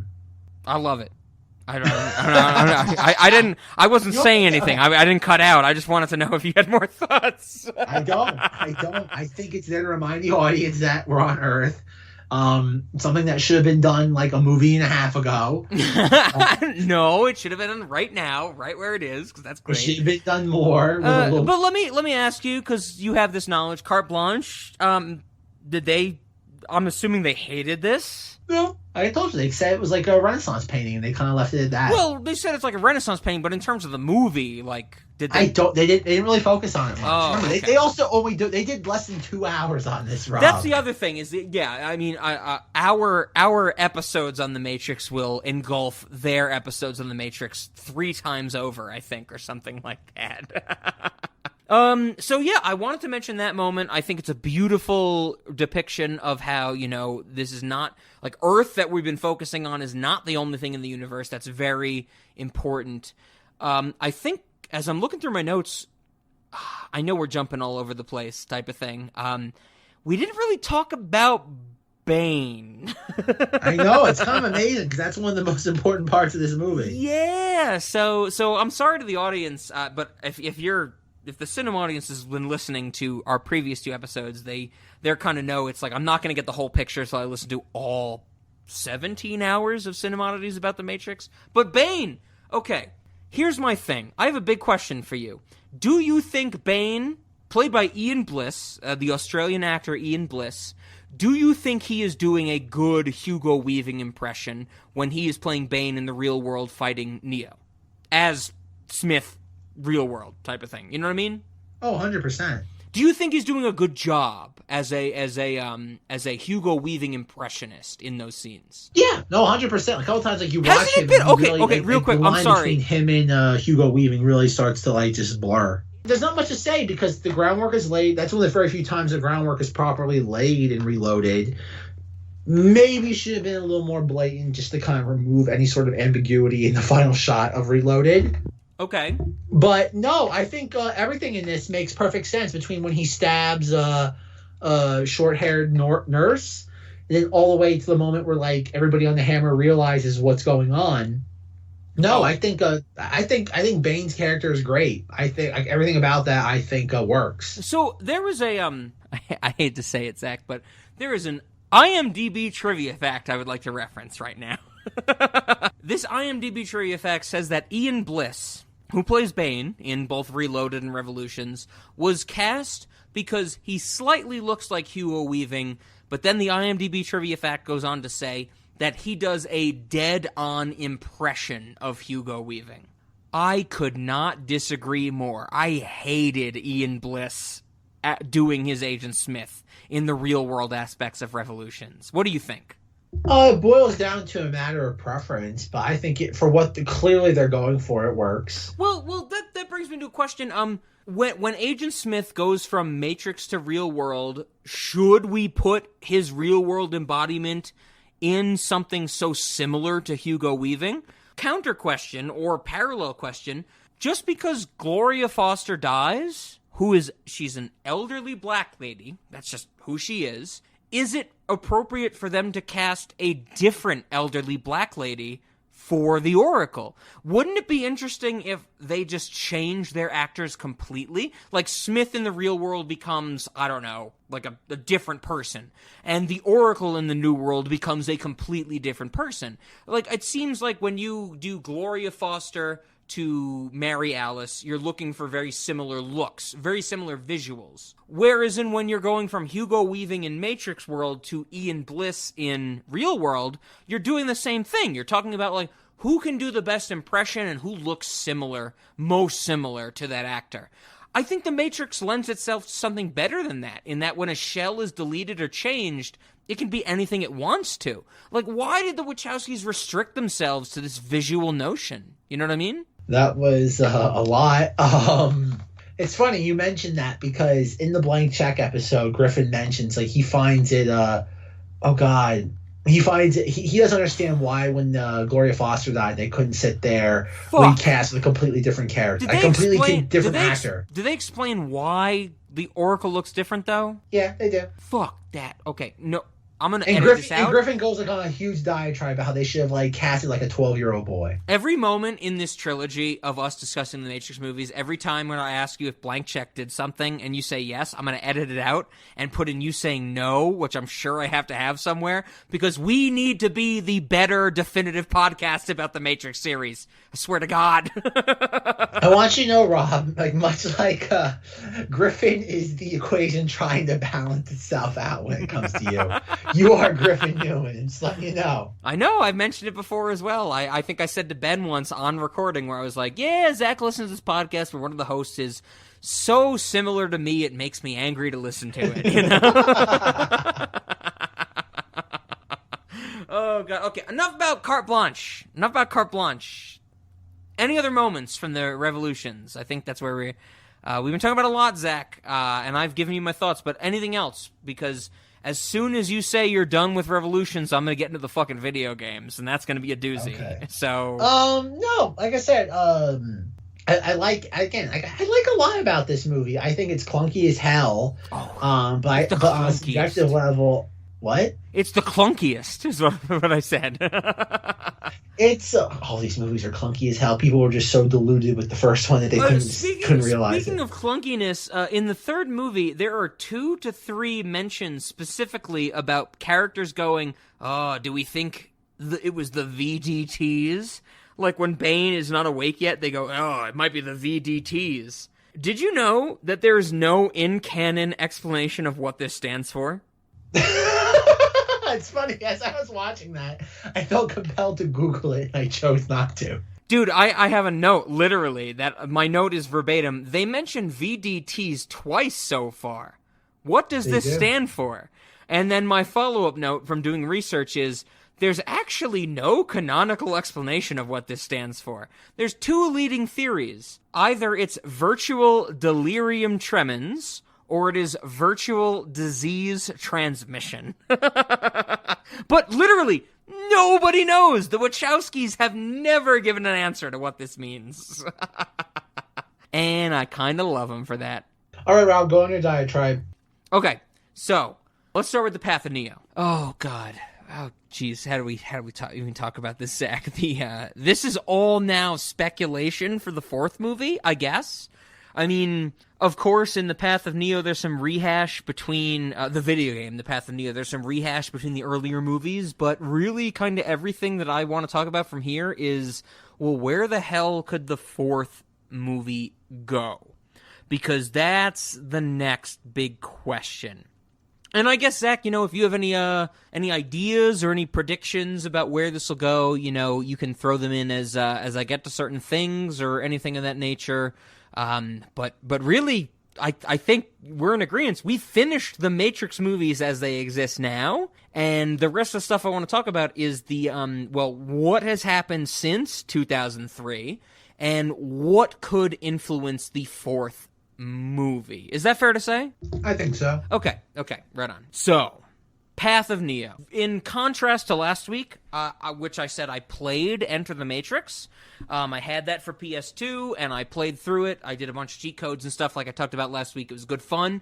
I have never played the Path of Neo, and I've never played the Matrix Online. So the Path of Neo, that video game comes out pretty shortly after the Matrix Revolutions. I watched about an hour and 15 minutes of footage for this recording. A lot of it is just rehashing what happens in the movies. The first thing I want to mention is that when you get to the point in the first movie where you play as Neo, can take the red pill or the blue pill. If you take the blue pill, Morpheus says, "Sorry, you won't be joining us," and the game ends. I love that idea. But of course, if you take the red pill, you get to play as Neo. The first big change happens in the office scene. So in the first movie, when Neo is Thomas Anderson is trying to escape the agents, he's on the phone with Morpheus. The movie plays it that he says, Morpheus says you have to go out on the scaffolding, and Neo says, "I'm not doing that," and he gets captured. If you successfully do this in the Path of Neo, if you climb on the scaffolding, if you go through an entire stealth mission, that type of thing, you will, as Neo, escape from your office building and get on a Harley, a motorcycle, with Trinity. If you don't, it plays through the whole sucking the bug out of your belly button, that type of thing, from 2 weeks ago. Whatever. Most of the game is training simulations. You playing as Neo, and you're going through, this is teaching me how to steal things, this is teaching me how to fight things, this is teaching me how to shoot things, all that stuff. It's useless. But then, you play through the rest of the first movie, but then the first change happens. At the end of the first movie, Neo gets sucked into a portal. Zack and I were talking about Marvel movies before we recorded. This one has a portal as well. And as Neo gets sucked into the portal, he's stuck in a train car that is on a loop. He has no hard line to get out of the Matrix. He's stuck on basically a subway train going in a circle. You basically then play through the remaining events of the first movie, where it's like Neo is sucked into this portal. When he's able to get off the train car, he finds Agent Smith, that type of thing. He jumps into him and makes him explode like we see at the first movie. But then things really start to diverge. The second act of Path of Neo is that Neo has to find a character called the Healer. Very much like Keymaker has to find the Healer, who he protects, and in return, the Healer gives Neo, when he rescues him, potions/spells that make him stronger, like video game things. That's going to come up a lot in the MMO. The Healer also gives the world, the Matrix that we know in these movies, a cure for cancer. That actually happens. That's canon. That the Healer, after Neo saves him, not from the Merovingian, but just from, back hall exile, introduces a cure for cancer into the world. That happens, Zack. I don't know. Any comments on that, Zack? It's kind of crazy, right? It's funny. I know the Path of Neo gets weird. I remember, in 2006-07 reading about that game, and I know it gets very, very bizarre at times. I'm glad you say that, because that's going to come up more, because I know you had a very high response to the Animatrix segment, the Second Renaissance Part 2, when the machines visited the UN, and you were like, that's just some crazy shit. Get ready, Zack. Hold your fucking seat arms. Get ready, okay? But so after the Healer does this stuff, Neo has to go to the Merovingians' club to get a key. He has to get a key from a woman. The woman is not really highly identified, but one of the bouncers took it from her. She's trapped in the Merovingians' dungeons, which I think I mentioned last week from the video game Enter the Matrix. The Merovingians' palace dungeons are like torture chambers. They basically just kidnap people and torture them to see what their limits are, or limits of the program are, that type of thing.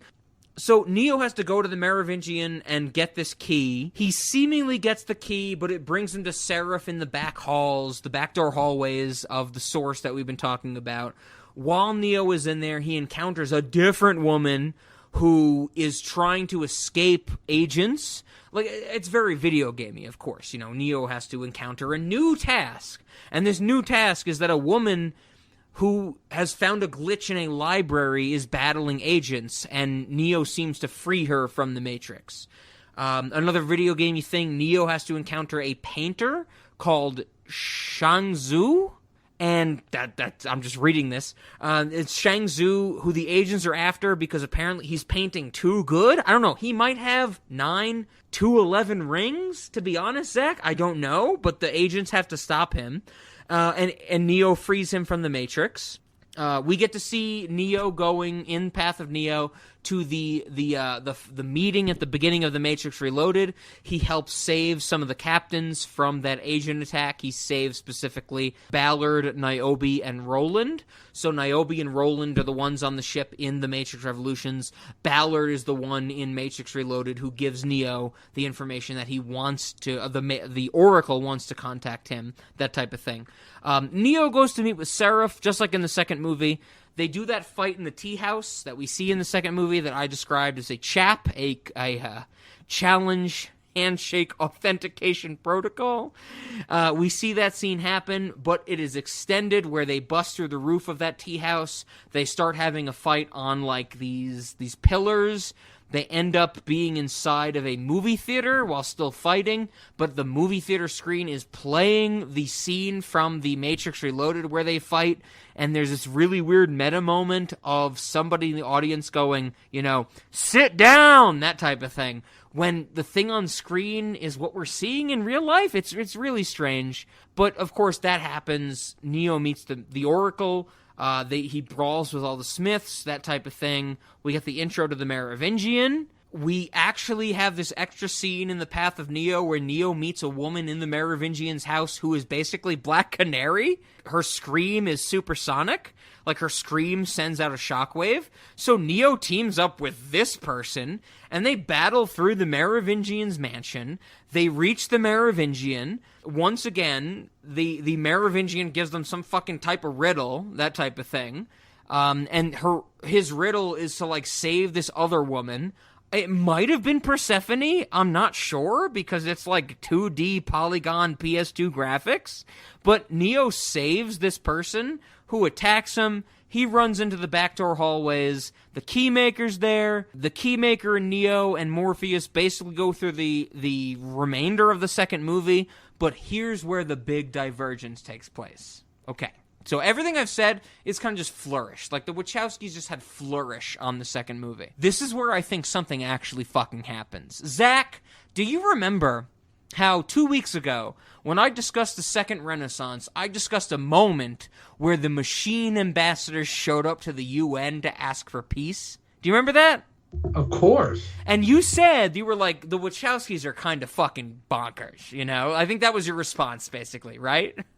Something like that. Something like that. Okay. So in the Path of Neo, when the Keymaker opens a door for Neo and Morpheus to go through, which in the movie is just the source, basically, it's a little different in the video game. When they go through this door, Neo and Morpheus are put on the floor of Congress. And in Congress, a politician has the floor and is talking about how video games are basically a detriment to moral society. And I'm not talking this is just a brief thing. It's like a solid 30 to 40 seconds of an animated politician going like, video games are bad. If our youth plays video games, we can never regain them, that type of thing. And I firmly believe that these awful, horrible, violent video games are offensive to our most basic values. What the hell are you boys doing? This turns into, of course, this happens when Morpheus and Neo enter the scene. This scene turns into Agent Smith jumping onto the frame, assimilating the congressman, assimilating all of the congressmen. And Zack, I am not kidding you. there is a wide shot of the Congress room, I should say, where everybody is Agent Smith, and it is fucking awesome. Right? Isn't this what you were saying about machines visiting the UN? Isn't it the goofiness of the Wachowskis of Agent Smith controlling Congress, right? That's something else, man. I didn't know about that. Nobody did until me, apparently. But how cool is that? Like, Congress, Smith takes over Congress. Because Zach, I mean, you're like, Mr. Smith Goes to Washington. That's a very famous movie, right? That has to be what the Wachowskis are playing on. Like, Smith takes over 100%. Congress. Yes, thank you. Okay. So they go. Smith takes over Congress. Neo and Morpheus escape Congress. I guess that's what you fucking call it, whatever. And then basically the remainder of the second movie plays out, is where, Neo goes to the architect. He had a quick detour through Congress. Fucking greatest thing. But he meets the architect. That part of the movie plays out. Then, now here's the thing, Zach. This is the big thing. Have you ever heard about the Wachowskis scene in The Path of Neo? Because there is... Okay, you have. So you have some knowledge of this. Yeah.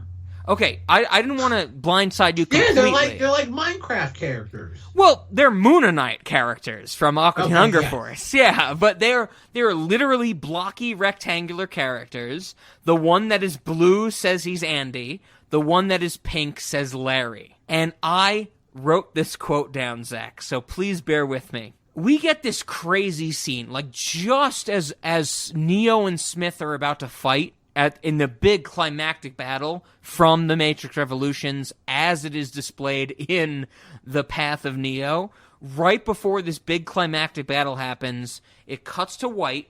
Two Morpheus chairs like zoom in from the two sides of the screen, and they are populated or sat in by Moonanite-looking characters, blocky 2D characters, where one of them is blue, one of them is pink. The blue one says, "I'm Andy," and the pink one says, "I'm Larry." Hi, I'm Andy Wachowski. And I'm Larry Wachowski.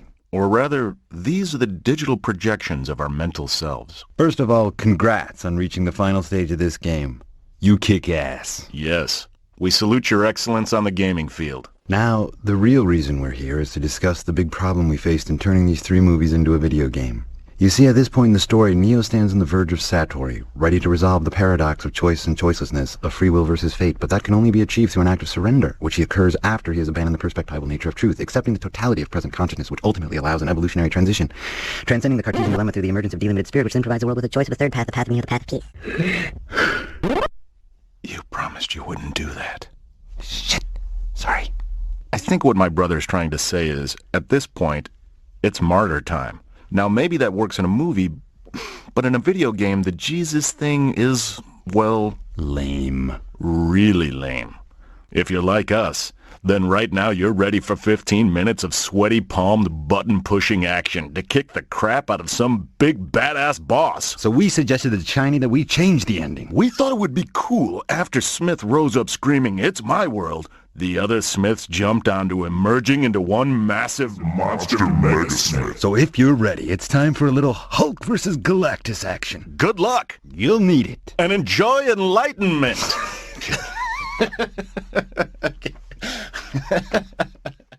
So, let me just read this, Zack. This is what they go on to say.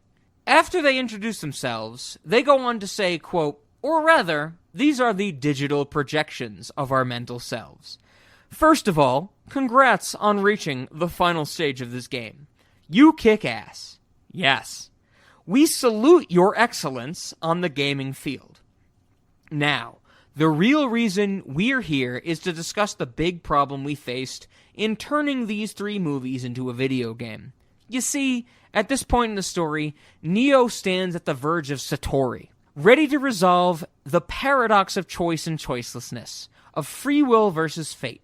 But that can only be achieved through an act of surrender, which occurs after he has abandoned the perspectival nature of truth, accepting the totality of the Cartesian dilemma through the emergence of delimited spirit, which then provides the world with the choice of a third path, the path of Neo, the path of peace. This is cut off by the blue character, Andy, saying, "You promised you wouldn't do that." And in response, we get Larry, the pink one, saying, "Shit, sorry." And then they go on, there's more in that cutscene, but Zack, I don't know even how to frame this idea. Like, when I watched this for this recording, I was like, do I clip this and send it to Zack, like, to get him to watch it? Like, is this important or is it not? Like, this is the weirdest thing of transmedia to me. Oh, it's funny. It's okay. Yeah, it's funny you mentioned please, this. please talk to me about this, Zack. I clearly don't know what I want to say about this. I remember, like, back, had to be like 2005, 6, or 7, reading about this. Yes, 2005 would have been the year of its release. Yeah. Okay. Which is, like, at that point, like, a year and a half after the film's out. Which is strange. I remember they waited a long time to make this game. I remember reading about this, had to be 2006, give or take. And I remember being like as a kid, like, what? Like, what? It's like a blurb in the Wikipedia article about the game. Yes. And so I'm like, okay. And then years, it has to be like 2-3 years later, friend of my past, Sal, I remember asking Sal, because Sal, like, mentioned the Path of Neo. Oh, are you talking about Sal Vulcano from the Impractical Jokers? You know Sal? No, not that Sal. Oh, no. I don't want to know any Sal other than that. So I remember, like, he mentioned at some point, like, the Path of Neo. I'm like, is it true that, like, at the end of the game, like, you fight a giant Agent Smith and, like, the Wachowskis are there, like, his little avatars? Yes, that's the part, like, I haven't gotten to yet, but yes. I know, I spoiled that. And Sal's like, and I quote, said, "Yeah, that game fucking sucks." And I said, okay. Sal would say that, because if anybody on the in the human existence, if I ever expected to give a controller to somebody, Sal would be the one who goes, "I don't get it," you know? Ain't that the truth? Nice. So after that, like, years later, it has to be maybe now, like, 15 or 16, or maybe even 17. I'm like, somehow I stumbled down the rabbit's hole of Path of Neo, like, for a third time. And I'm just like, oh, yeah, like, the Wachowskis, at that point, I knew all about them, like, as individuals, and, like, knew how camera shy they were, especially from that era. And I'm like, wait, did they actually, like, film themselves? So, like, I go on YouTube, type in, like, Path of Neo, Wachowskis, and then I came across the video / cutscene of them, like, as I phrased it, Minecraft characters. Yes. And I got, like, a minute through the video, and I'm like, this is stupid. Minecraft characters is a really great explanation. When I said Moonanites, I think that is an earlier version of the same explanation, right? One a little more of a contemporary, like, analogy than the other. Well, yeah, the Moonanites are basically squares. Minecraft characters at least have some humanoid qualities. I don't disagree. Perfect. Zack, you handled it perfectly. Absolutely. So yes, Rob, please continue to tell us more about the Path of Neo. No, I think after, I read Giant Smith, Rob! Smith! Yes. I read that whole diatribe from, Larry Wachowski at the time of the recording. Don't at me, everybody.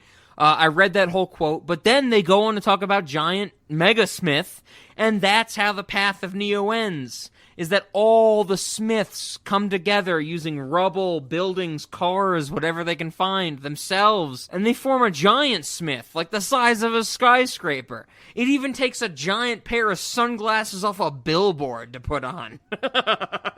And I think that's what we were saying last week. Like, isn't it kind of weird that the sunglasses for Smith are so inherently tied to that personality? Another point that Blank Check brings up.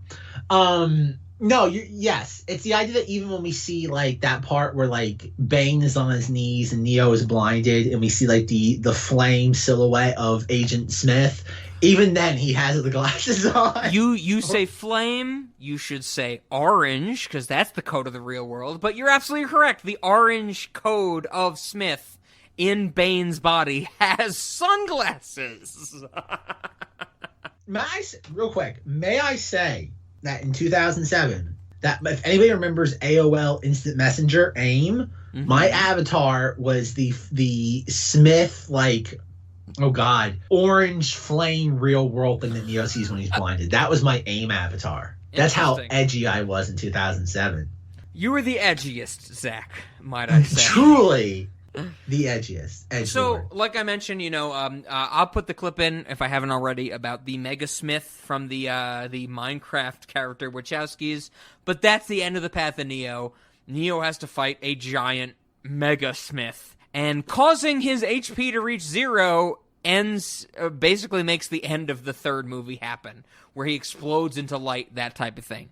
So at the end of both the trilogy and the Path of Neo, there's no real difference. They end in the same place. You know what I mean? Oh, yeah. Okay, so, Zach, I don't want to discount anything. If you have anything more to say about the Matrix trilogy, this final movie, please do. Because if you have nothing else to say, you are giving me the reins to talk about the Matrix Online for the next, 6 hours? Go ahead, Rob. I'm going to go make a sandwich, wash my hair, write that novel I've been working on for the last decade. Fair.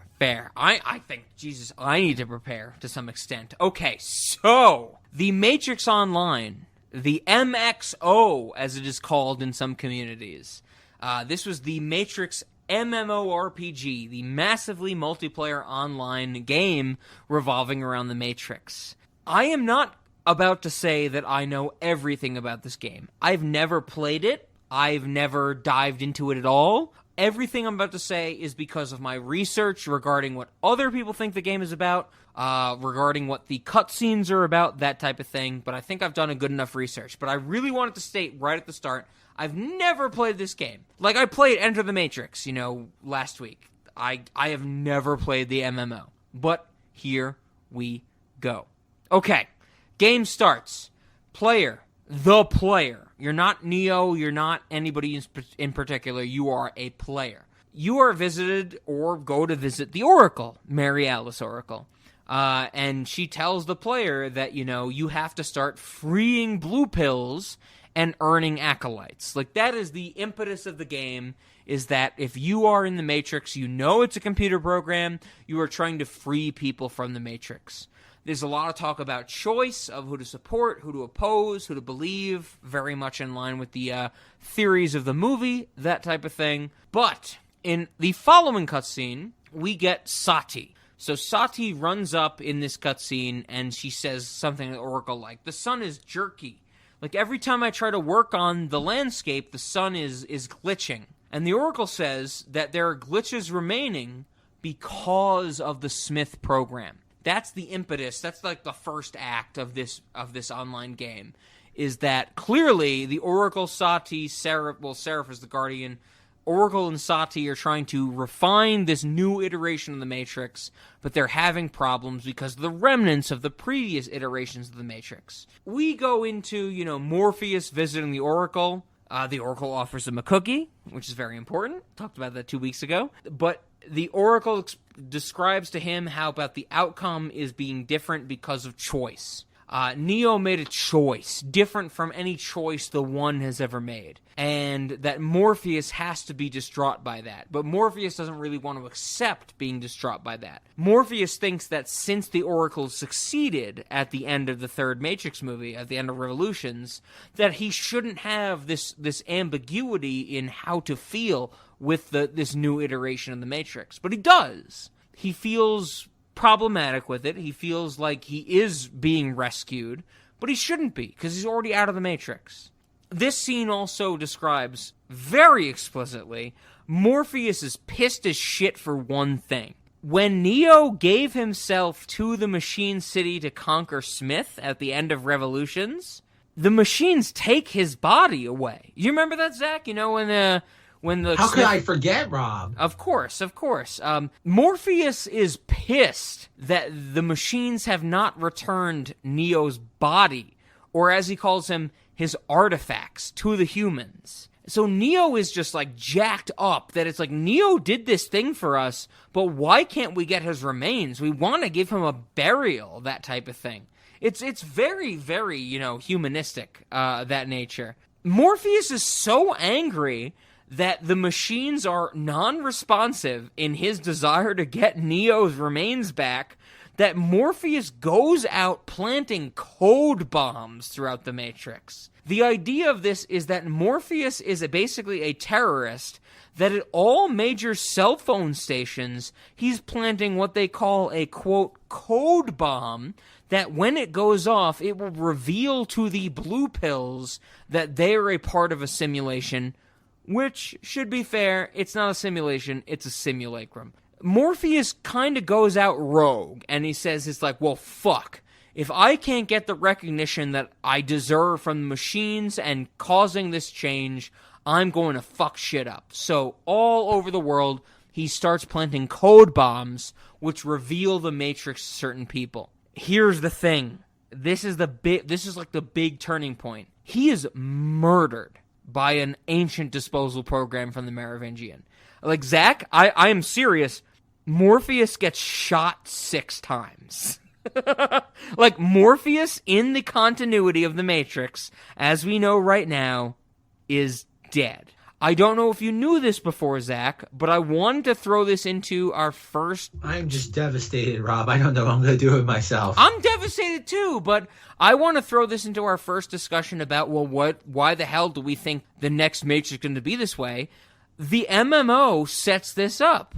Morpheus, a.k.a. Lawrence Fishburne as Morpheus, is dead. Later on in the Matrix MMO, he gets reformulated from memories of code, which explains that he might be different in further iterations of the Matrix. Doesn't that explain the Yahya Abdul-Mateen III aspect of him playing Morpheus in the new movie? Yeah. So I'm with you, Zack. I don't know if I love it or hate it, but it's there. This has been established back in 2006 that Morpheus died and was reconstituted in a different shell. Are you okay with this? Do you hate this? Are you upset that I brought this up to your knowledge? It explains a lot. It explains a lot in the trailer now. Yes. So the Morpheus thing I wanted to highlight because that explains why we're going to get a different Morpheus in this new movie. But let's keep going. Morpheus is dead. There's a high implication that he was hired to be killed by an assassin who only goes by the name The Assassin by the Merovingian. So the Merovingian basically called a hit on Morpheus after the events of the third movie, because Morpheus was the only one at the end of the events of the third movie, when so much of the Matrix is reset and re-problematized. The Merovingian is still there. He's angry about these new changes. He has to kill Morpheus because he sees Morpheus, the Merovingian sees Morpheus as this character who is going to pull humanistic desire into the Matrix. And he gets killed. The assassin, I want to dive into a little bit, because they show us a lot about him. It's apparently a part of the MMO game where you have to find and kill the assassin as Niobe. Niobe, Jada Pinkett Smith, who is also signed up for this new movie. When the assassin kills Morpheus, all of the captains of the ships basically say, well, let's find out who killed Morpheus. Niobe is the one that finds him on a trash barge. And Zack, I am not kidding you. This is a real thing. When Niobe unloads multiple shotguns and machine guns and vicious weapons to kill this assassin, he turns into a bundle of flies. So literally, the person who killed Morpheus is a bundle of flies wearing a trench coat and a top hat. Seriously. Any thoughts on that at all? Why not? It's kind of... I don't want to say immaculate. It's kind of like, just like, oh, okay, we're doing that type of thing, right? It's oddly enough in their wheelhouse, where I'm not shocked by any of this, to be completely honest. Exactly. That's what I was thinking. Like last week when we talked about, or maybe 2 weeks ago when we talked about how the Wachowskis had machine ambassadors show up to the UN. Earlier today, I talked about how, they had Agent Smith take over Congress. Isn't this kind of just the Wachowskis' crazy notion where they're like, oh, yeah. Like, isn't that the Wachowskis' kind of storytelling arc of just go, yeah. I think this is them just being them. Them being them is another fair point. Absolutely. So this happens, of course. I mean, and then really this comes out into total, I don't know the best way to say it. It's not just like storytelling, it's artistic telling. The last, 20 minutes of Matrix Online, the last 20 minutes of the cutscenes you can watch online become unfathomable. Like, literally, I just want to say this to you because, Zach, you're going to know what I mean when I say this. The last 5 minutes of The Matrix Online, it turns into such abstractification. I don't know if I can explain to you what happens, and I don't know when I will be ready to rewatch this to explain to you what happens. It is straight up like David Lynch, Stanley Kubrick, last 20 minutes of the movie, total uncertainty, just along for the ride. Like, literally, in the last, 10 minutes of cutscenes from the MMO, the MXO, I was like, okay, yeah, the next time Zack wants me to talk about, episode 8 of Twin Peaks, I'm going to pitch this type of thing. That's how abstract it gets. It's wild, Zack. And I know you didn't watch this. I didn't tell you to watch it or anything like that. But I just wanted to reiterate to you that it's like, this is how crazy the Wachowskis get with this material. And I think you can appreciate Rob, get to the goddamn point. Enough foreplay. Well, my point is, are you in agreement? Are you... the Wachowskis have created such a lore that it needs time to explain, like Twin Peaks, but screen time does not give it that era of appropriateness, so everything that comes down is just to research from the audience. You know what I mean? Yes, absolutely. But, so that's the thing. How do we... The Wachowskis and David Lynch, that's my comparison I'm making. I don't know how to formulate this. I think they are both storytelling, masters. Do you agree? No, not the Wachowskis. They sit there, can't stop, just making things unnecessary. David Lynch well, please, yeah, that's what I'm saying. Please compare the Wachowskis to David Lynch, because I saw a lot of similarities, like I've been mentioning, between the Matrix trilogy, specifically in the third movie, with David Lynch and Twin Peaks Season 3. Well, I don't agree with that, one-to-one comparison. I think in the case of David Lynch that it's just layers. It's not layers. There's meaning to everything, as in okay, he's doing it through metaphors, things like that. Are you saying that's not meaning to everything in the Matrix trilogy? I think there's meaning, but I think it's just unnecessarily convoluted. I think they just shovel. I think there's a difference between strokes of a paintbrush and just shoveling things. Are you saying that the Wachowskis obfuscate their message more than David Lynch does? 100%. That is something I think we need a different episode to discuss, because Rob, I could not disagree get to the point at the end of the game. Dude, we haven't even gotten to the MMO. We're still on the path of Neo, right? No, we are on the MMO. Sorry. No, but I mean, I want to highlight this a little more because it's probably what the Matrix movie is. Comparison between the Wachowskis and David Lynch. You think there is a storytelling aspect that is different between the two of them? Yes, I just gave that okay. Yes, No, I know you did. I know you just talked about that a little bit, but I want some more detail because I don't agree with what you said. David Lynch and the Wachowskis, they know when they're dense and they know when they need to exposit, right? The thing about the Wachowskis is that it's muddled and it's convoluted. They have their notions there. They've just put so much there that's just kind of superfluous in some instances, and that it detracts from their overall message. It's called it's sometimes less is more. Do you think that David Lynch does that only at the beginning or end of Twin Peaks Season 3? Because you're right, Twin Peaks Season 3, the middle of it is a lot of basically like, we've talked about it, the Tarantino baiting of the Tim Roth and Jennifer Jason Leigh scene at the end of Twin Peaks Season 3, or The Return. But most of the time, David Lynch is doing his own thing. It's really in the middle when he's making fun of other filmmakers, right? Yeah. I don't know if he's making... that's the other thing. I don't know if this is really worth bringing up, because we've talked about it. David Lynch is making fun of his contemporary filmmakers, like the whole Tim Roth, Jennifer Jason Leigh, like, blocking the driveway scene in, episode 14 or whatever. That's, like, clearly a dig on Tarantino. He's never digging on Wachowskis. He's never digging on anybody but Tarantino, right? I think we can't ignore the similarities to that in other Tarantino films, but I don't know what David Lynch is very much his own person. I don't think he feel like he has to emulate or, veil mock anybody. I'm with you, but I don't want to get you wrong, Zach. I brought this up because I remember you when we were watching Twin Peaks Season 3, Twin Peaks The Return, whatever you want to call it, that you described that moment of Tim Roth and Jennifer Jason Leigh getting killed in the van as a faux Tarantino moment, right? Yeah. Am I still to create the perfect system?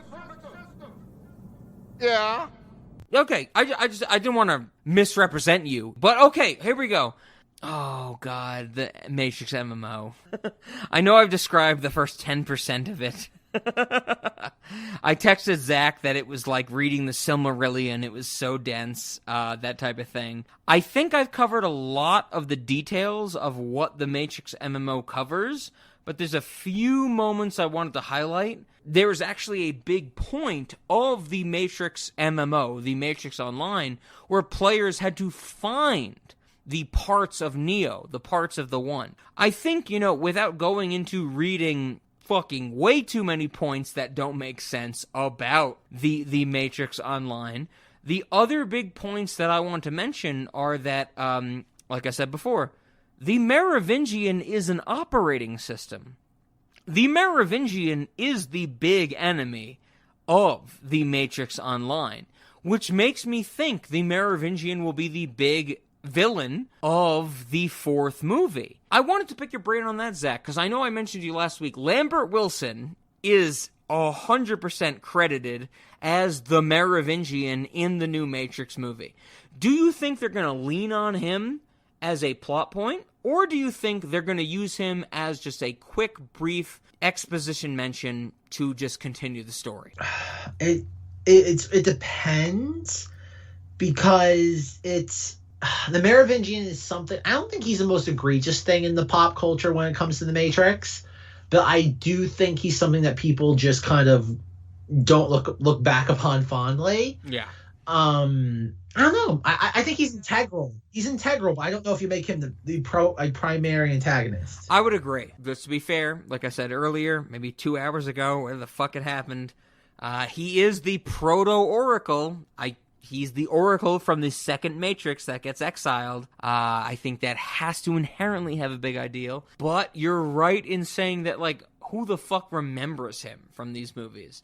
When common audiences are going into Matrix 4, aren't they going to go, I want Keanu Reeves and Trinity? They're not even going to know Trinity's real name, Carrie Ann Moss. They're going to go Keanu Reeves and Trinity, right? Yeah, that and Agent Smith. Oh, yes, absolutely, absolutely. Who is still not signed on to the new movie? Hugo Weaving has no connection to the new movie. Kind of crazy. I guess other than that, just some moments I wanted to say. There's a lot of talk in the Matrix Online about recycling RSIs.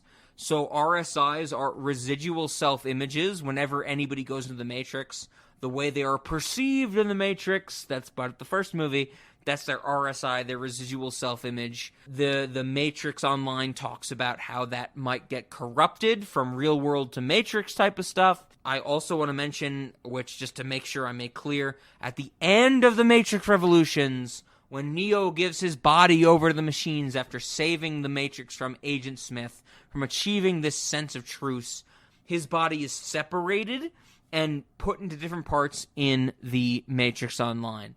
The big premise of the Matrix Online was for players to find the parts of the one, and they never did before it got canceled in 2009.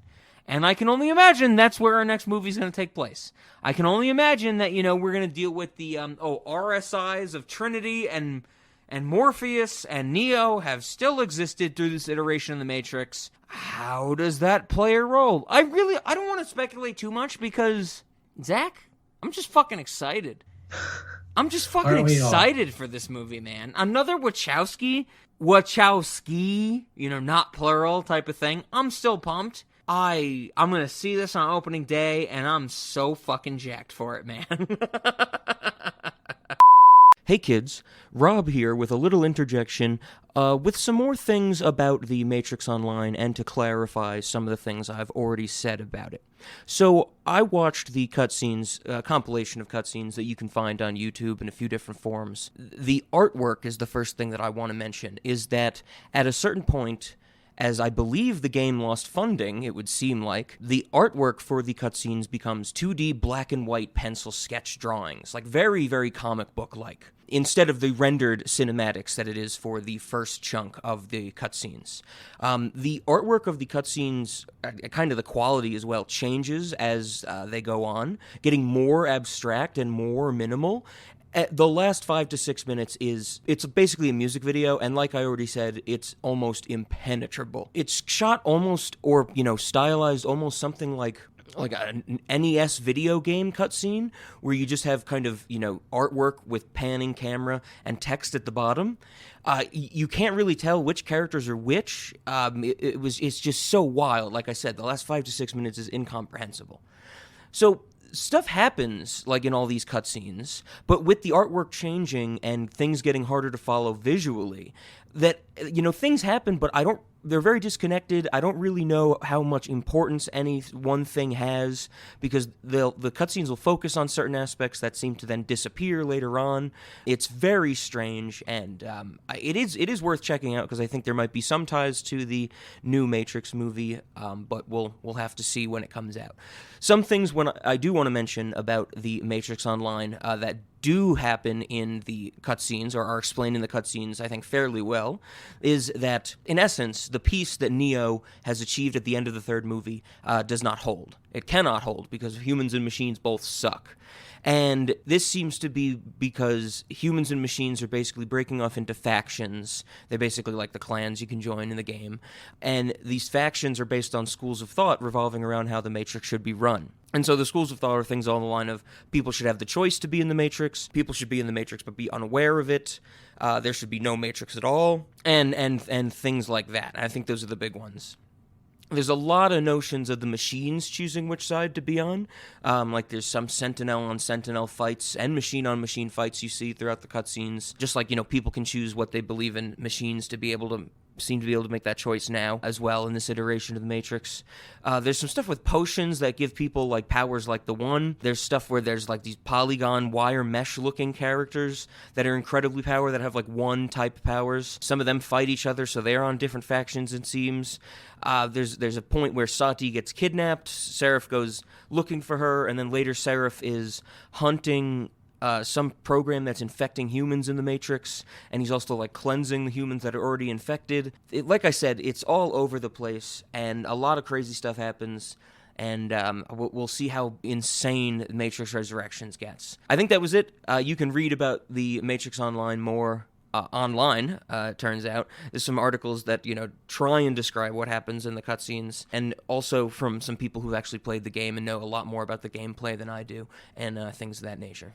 I don't know, Zach, any, I think I covered everything I had to. Any final thoughts about the Matrix, about the Matrix franchise, the trilogy? We had so much to discuss in these episodes. Oh, yes. No, I'm ready to move on. I kind of am too, but I don't really want to. I think I said it best when we discussed the first Matrix, that I said, like, This Matrix Resurrections is going to be Lana's view on the fourth Matrix. A year from now, we're going to get Lily's view on the fourth Matrix. They're going to be totally incomparable. I don't know. So, with that being said, Zach, are you ready for our questions? Was there any moments? Yes. Okay. No, questions. Zach wants this to be over as soon as possible. I mean, Zach, we've only been talking for like 3 hours and 10 minutes. I mean... There's a lot longer than that. So, this is easy. Cinemodities, abso-fucking-lutely. Late night, 100%. I mean, honestly, I know we don't do it with this series because we've talked about them all separately, but if somebody wants to watch one Matrix movie, they're getting Ludovico techniqued into watching all 3 of them with me, if that's fair. You know what I mean? Oh, yes. What do you think about Cinemodities and Late Night for Revolutions? Yes to both. It has to be, right? Oh, yes. This is another thing I want to pick your brain on, Zach. There's no trilogy finale that compares to this one, right? Like, every other trilogy, we mentioned Return of the Jedi, and that ties up all the loose ends that we've been discussing or we've been watching in the Star Wars trilogy. You think about Lord of the Rings. There's a big battle scene and that type of stuff, but it really does tie up all the loose ends from the earlier 2 movies. I think that the Matrix Revolutions, and please, Zach, this is what I want your thoughts on, is this one of the only movies that ties up threads that were not established in previous movies and ties them up in such a way that it makes the audience mad? This is one of the most ambitious trilogy endings I've ever seen, I guess is what my question becomes. Oh yeah. This certainly is in many regards unique in that sense because there's payoff for things that aren't set up. Yes, you are right. It's wild. It's absolutely fucking wild. And I hope that I hope for anybody I don't get to talk to, but I know for the people that I'm going to see The Matrix 4, The Matrix Resurrections, when I buy their tickets on December 20th or whatever, when we buy our tickets for opening night, they're going to go, how much of The Matrix do I need to know about? And I'm going to go, you need to listen to 12 hours of my podcast. So, with that being said, I think that brings us to snacks. Zach, I am hoping you're going to fill in snacks better than I am because I only have one, because I was so into the message of these movies and the essence of these movies more than snacks. I would like APUs for the restaurant. Whenever we have a table that might need a lot of deliveries at once, maybe we got like a 12 top or something like that, we have somebody in a big mech suit deliver that to them. So that is the only snack I had was big mech suit to become a waiter for a table. I put all of my other effort into discussing or thinking about the remainder of the Matrix franchise. So Zach, please, what snacks do you have? We should have the cookie plate busting thing where you just have like a plate of cookies and instead of it being like delivered to your table, you just like smack it across the table. Agent Smith gets so pissed off about the idea of precognition that he slaps cookies across the table. Perfect. Otherwise, there's not a lot of food in this. No, it's a pretty dry food in that, or dry film in the food sense. Yeah, absolutely. Well, with that all being said, Zach, without this going 7 more hours, there were some moments. The oligarchs, the general, the recreation of the Cypherites.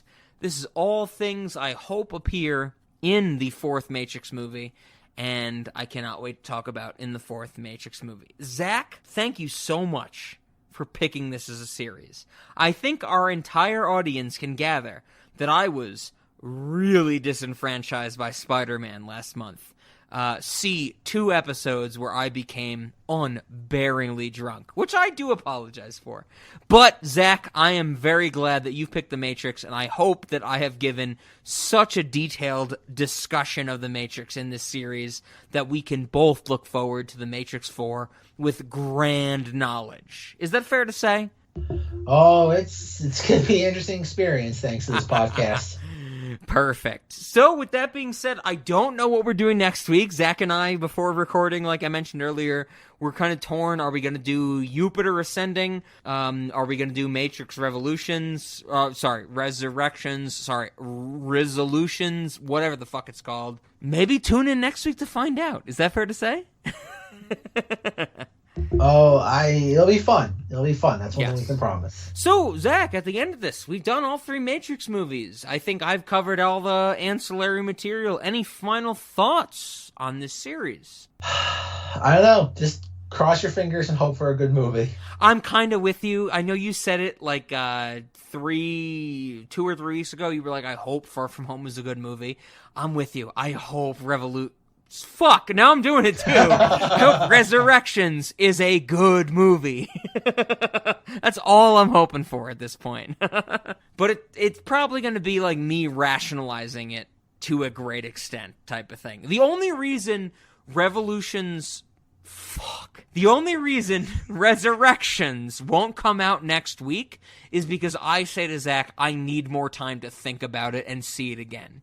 That's the only reason that's going to delay it, right? Something like that, probably. Okay, that's fair. If that does not happen, we're going to be doing Jupiter Ascending next week, and I recommend everybody file their tax grievance for that episode. So, Zach, with that all being said, any final thoughts about the Matrix trilogy? I think if you had more snacks, I might have cut you off from that for this movie.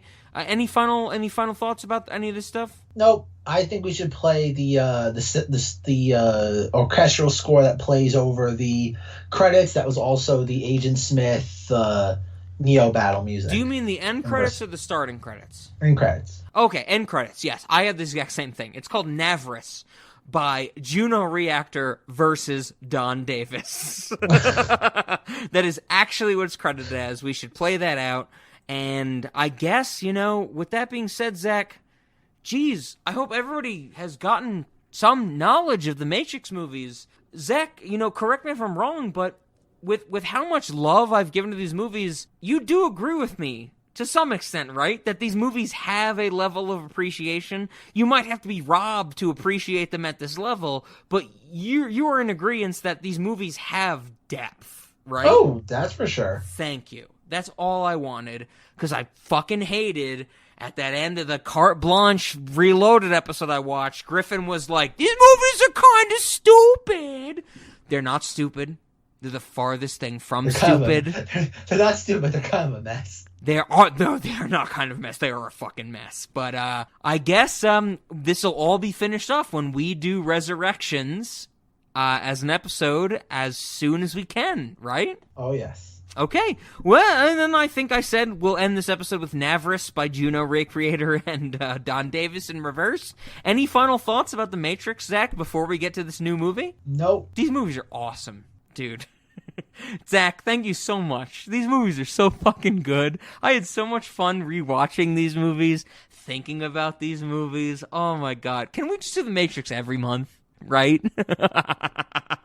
Oh boy. Oh, perfect. All right, Mr. Rob, I'm tired, so I will talk to you. You let me know what Mr. Ben has to say about Spider-Man nonsense. 3.5 hours this came in at. We did the Matrix movies! Jesus Christ, this is so cool!